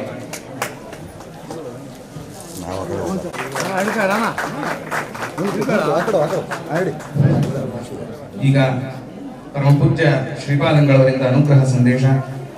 ಹಿಂದೆ ತಮ್ಮ ವಿಶಿಷ್ಟವಾದ ಸಾಧನೆ, ಪಾಂಡಿತ್ಯ ಇವುಗಳ ಮೂಲಕವಾಗಿ ಭಗವಂತನ ಶ್ರೀಮದ್ ಆಚಾರ್ಯರ ವಿಶೇಷ ಅನುಗ್ರಹಕ್ಕೆ ಪಾತ್ರರಾಗಿ ಕಲಿಯುಗದ ಕಾಮಧೇನು ಕಲ್ಪವೃಕ್ಷ ಸದೃಶರಾದ ಮಂತ್ರಾಲಯ ಪ್ರಭುಗಳ ದಿವ್ಯ ಸನ್ನಿಧಾನದಲ್ಲಿ ನಿರಂತರವಾಗಿ ವಾಸಿಸುತ್ತಾ ಪಾಠ ಪ್ರವಚನಗಳಲ್ಲಿ ತಮ್ಮನ್ನು ತಾವು ತೊಡಗಿಸಿಕೊಂಡು ರಾಘವೇಂದ್ರ ಗುರು ಸಾರ್ವಭೌಮರ ಚಿತ್ತಜ್ಞರು ಎಂಬುದಾಗಿ ಎಲ್ಲರಿಂದಲೂ ಕೂಡ ಗೆಗೀಯಮಾನರಾದ ಮಂತ್ರಾಲಯದ ಇಬ್ರಾಮಪುರದ ಕೃಷ್ಣಾಚಾರ್ಯರು ಉತ್ತಮ ಸಾಧಕರು. ಅದೇ ರೀತಿಯಾಗಿ ಸದಾಚಾರ ನಿಷ್ಠರು. ಅನೇಕ ಮನೆತನಗಳನ್ನ ತಮ್ಮ ತಪಸ್ಸು ತಮ್ಮ ಸಾಧನೆಗಳ ಮೂಲಕವಾಗಿ ಉದ್ಧರಿಸಿರ್ತಕ್ಕಂತಹ ಮಹಾನ್ ಸಾಧಕರು ಕೃಷ್ಣಾಚಾರ್ಯರಾಗಿದ್ದಾರೆ. ನಮ್ಮ ಪರಂಪರೆಯ ಪೂರ್ವ ಯತಿವರೇಣ್ಯರಾದ ಸುಧರ್ಮೇಂದ್ರ ತೀರ್ಥ ಶ್ರೀಪಾದಂಗಳವರ ಸಮಕಾಲೀನರು. ಅದೇ ರೀತಿಯಾಗಿ ಮತ್ತೋರ್ವ ಮಹಾಕವಿಗಳು ಸಾಧಕರು ಆದಂತಹ ನಮ್ಮ ಕೃಷ್ಣಾವಧೂತರ ಸಮಕಾಲೀನರು ಆದಂತಹ ಅಪ್ಪ ಅವರು ಇಂದಿಗೆ ತಮ್ಮ ಪಾರ್ಥಿವ ಶರೀರವನ್ನ ಬಿಟ್ಟು 150 ವರ್ಷಗಳಾಗಿದೆ. ಅಂತಹ ಒಂದು ಪರಮ ಪವಿತ್ರವಾದ ಉತ್ಸವವನ್ನ 7 ದಿನಗಳ ಕಾಲ ಭಗವತ್ ಪ್ರೀತಿಗೋಸ್ಕರವಾಗಿ ಅನೇಕ ಹೋಮ ಹವನಗಳು, ಪ್ರವಚನಾದಿಗಳು, ಅನ್ನದಾನಾದಿ ಎಲ್ಲ ಕಾರ್ಯಕ್ರಮಗಳಿಂದ ಒಂದು 7 ದಿನಗಳ ಉತ್ಸವವನ್ನ ಈ ಕ್ಷೇತ್ರದಲ್ಲಿ ನಮ್ಮ ಶ್ರೀಮಠದ ಮುಖ್ಯ ಮನತನ ಶಿಷ್ಯರಾಗಿರ್ತಕ್ಕಂತಹ ಇಬ್ರಾಂಪುರದ ಮನತನದವರು ಅಪ್ಪ ಅವರ ವಂಶಸ್ಥರಾಗಿ ಇಲ್ಲಿ ವಿಶೇಷವಾಗಿ ಅನುಷ್ಠಾನವನ್ನ ಮಾಡ್ತಾ ಇದ್ದಾರೆ. ರಾಯರ ಹೃದಯವನ್ನ ಚೆನ್ನಾಗಿ ಬಲ್ಲವರು ಅವರಾಗಿದ್ದರಾದ್ದರಿಂದ ರಾಯರ ಪವಾಡಗಳನ್ನ, ರಾಯರ ಮಹಿಮೆಯನ್ನ, ರಾಯರ ಅನುಗ್ರಹವನ್ನ ಅಪ್ಪ ಅವರು ತಮ್ಮ ಮೂಲಕವಾಗಿ ಭಕ್ತರಿಗೆ ಅನುಗ್ರಹಿಸಿದ್ದು ಎಲ್ಲರ ಅನುಭವ ವೇದ್ಯವಾದಂತಹ ವಿಷಯ. ಅಂತಹ ಒಂದು ಉತ್ಸವವನ್ನ ಬಹಳ ವೈಶಿಷ್ಟ್ಯಪೂರ್ಣವಾಗಿ ಆ ಮನೆತನದ ಎಲ್ಲ ಬಂಧುಗಳು ಮತ್ತು ಆ ಅಪ್ಪ ಅವರ ವಿಶೇಷವಾದ ಅನುಗ್ರಹಕ್ಕೆ ಪಾತ್ರರಾಗಿರ್ತಕ್ಕಂತಹ ಮನೆತನದವರು ಮತ್ತು ಬೇರೆ ಬೇರೆ ಸ್ಥಳಗಳ ಬೇರೆ ಬೇರೆ ರಾಜ್ಯಗಳಿಂದ ಆಗಮಿಸಿರ್ತಕ್ಕಂಥ ಎಲ್ಲರ ಸಹಯೋಗದೊಂದಿಗೆ ಒಂದು ಉತ್ತಮವಾದಂತಹ ಉತ್ಸವ ಅನ್ನುವಂತಹದ್ದು ಈ ಕ್ಷೇತ್ರದಲ್ಲಿ ನಡೆದಿದೆ. ಅವರ ಬಗ್ಗೆ ಹೆಚ್ಚು ವಿಚಾರಗಳನ್ನು ಹೇಳಲಿಕ್ಕೆ ಈಗ ಸಮಯವೂ ಅಲ್ಲ. ಇನ್ನು ನಾವು ಮಂತ್ರಾಲಯಕ್ಕೆ ಹೋಗಿ ಬೇರೆ ಬೇರೆ ಎಲ್ಲ ಪೂಜಾದಿ ಕಾರ್ಯಕ್ರಮಗಳು ಇನ್ನೂ ಆಗುವಂತಹದ್ದಿದೆ. ಒಟ್ಟಿನಲ್ಲಿ ಅವರ ಒಂದು ಈ ಸನ್ನಿಧಾನದಲ್ಲಿ ಬೇರೆ ಬೇರೆಯವರಿಗೆ ಒಂದು ಸಂಶಯ, ಇಲ್ಲಿ ಅವರ ಪಾರ್ಥಿವ ಶರೀರವನ್ನು ಇಟ್ಟದ್ದೋ ಅಥವಾ ಮತ್ತೇನು ಅವರ ಅಸ್ಥಿಗಳು ಇತ್ಯಾದಿಗಳನ್ನ ಶರೀರದ ಅವಶೇಷಗಳನ್ನ ಇರಿಸಿ ಇಲ್ಲಿ ಕಟ್ಟೆಯನ್ನು ಮಾಡದ್ದು ಮತ್ಯಾವುದೋ ಬೇರೆ ಬೇರೆಯವರಿಗೆ ಸಂಶಯಗಳಿದೆ. ಅದು ಯಾವುದಕ್ಕೂ ಇಲ್ಲಿ ಅವಕಾಶವಿಲ್ಲ.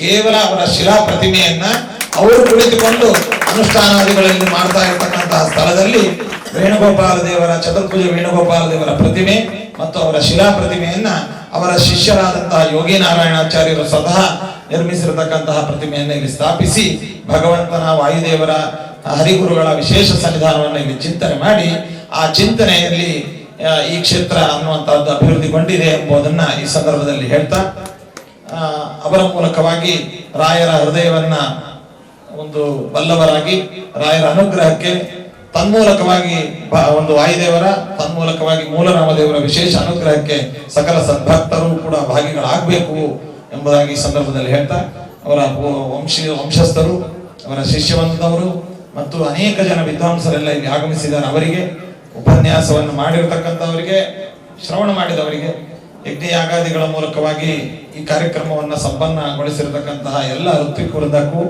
ಮತ್ತು ಭಕ್ತಾದಿಗಳಿಗೆ ಎಲ್ಲರಿಗೂ ಕೂಡ ಭಗವಂತ ಯಥೋಪೇಕ್ಷವಾದ ಆಯುರಾರೋಗ್ಯ ಐಶ್ವರ್ಯಾದಿಗಳನ್ನು ನೀಡಿ ಅನುಗ್ರಹಿಸಲಿ ಎಂಬುದಾಗಿ ನಮ್ಮ ಉಪಾಸ್ಯ ಮೂರ್ತಿಯಾದ ಮೂಲರಾಮಚಂದ್ರ ದೇವರ ಪಾದಾರವಿಂದದಲ್ಲಿ ಪ್ರಾರ್ಥಿಸ್ತಾ ಎಲ್ಲರಿಗೂ ಶುಭವನ್ನು ಕೋರ್ತಾ ಇದ್ದೇವೆ. ಸರ್ವೇ ಜನ ಸುಖಿನೋ ಭವಂತು, ಸಮಸ್ತ ಸನ್ಮಂಗಳಾಗಲಿ.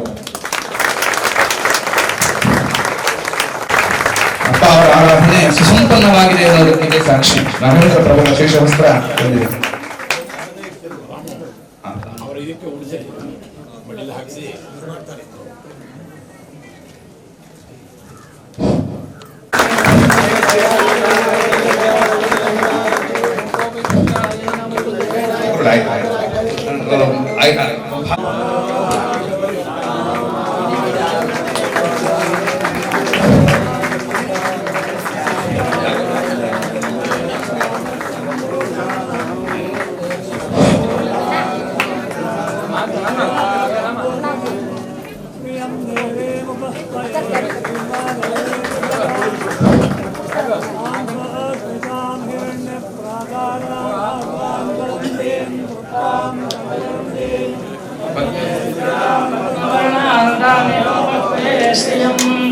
चन्द्रां प्रभासां यशदा लोके देवजुष्टामुदारां तां पद्मिनीं शरणमहं प्रपद्ये लक्ष्मीर्मे सदां त्वां वृणे आदित्यवर्णे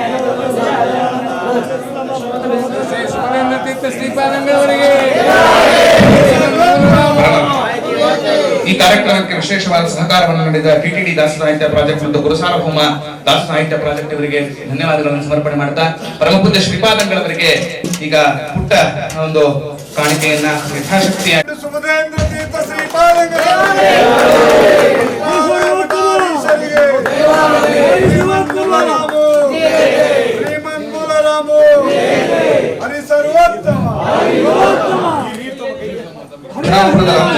ಬೆಂಗಳೂರು ಇವರು ಕೂಡ ವಿಶೇಷವಾದ ಸೇವೆಯನ್ನ ವಂಶಸ್ಥರಾಗಿ ಮಾಡಿದ್ದಾರೆ ಅಂತ ಈ ಮೂಲಕವಾಗಿ ಹೇಳ್ತಾ ಇದ್ದೇವೆ.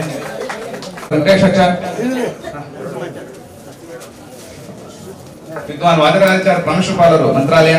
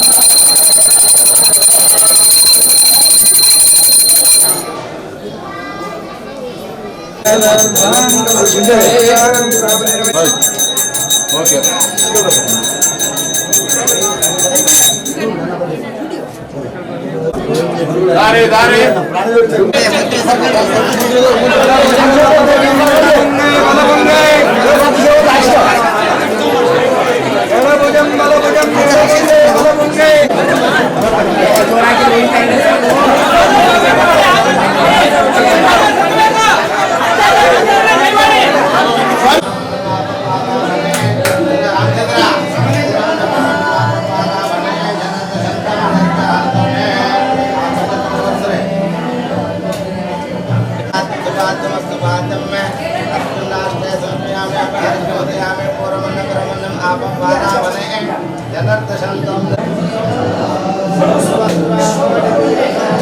Thank you.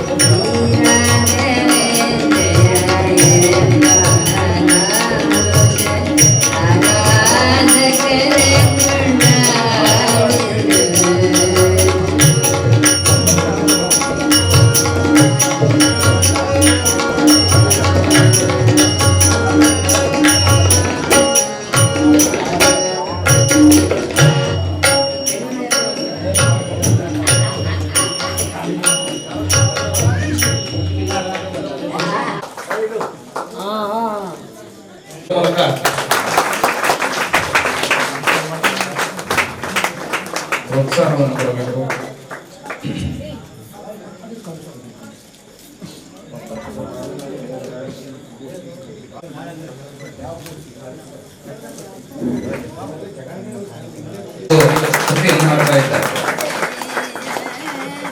ಹಣ ಪುಟ್ಟದೋ ಗುಣ ಪುಟ್ಟುವುದಯ್ಯ, ಗುಣನಿಧಿ ಹರಿಯ ನೀ ಗುಣಿಸಿ ಬಾಳಯ್ಯ.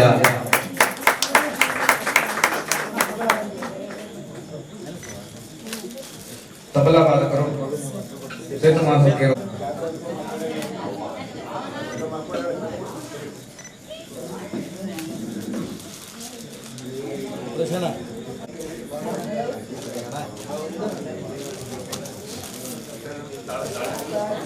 ಪ್ರಶಾಂತ್ ಜೋಶಿ.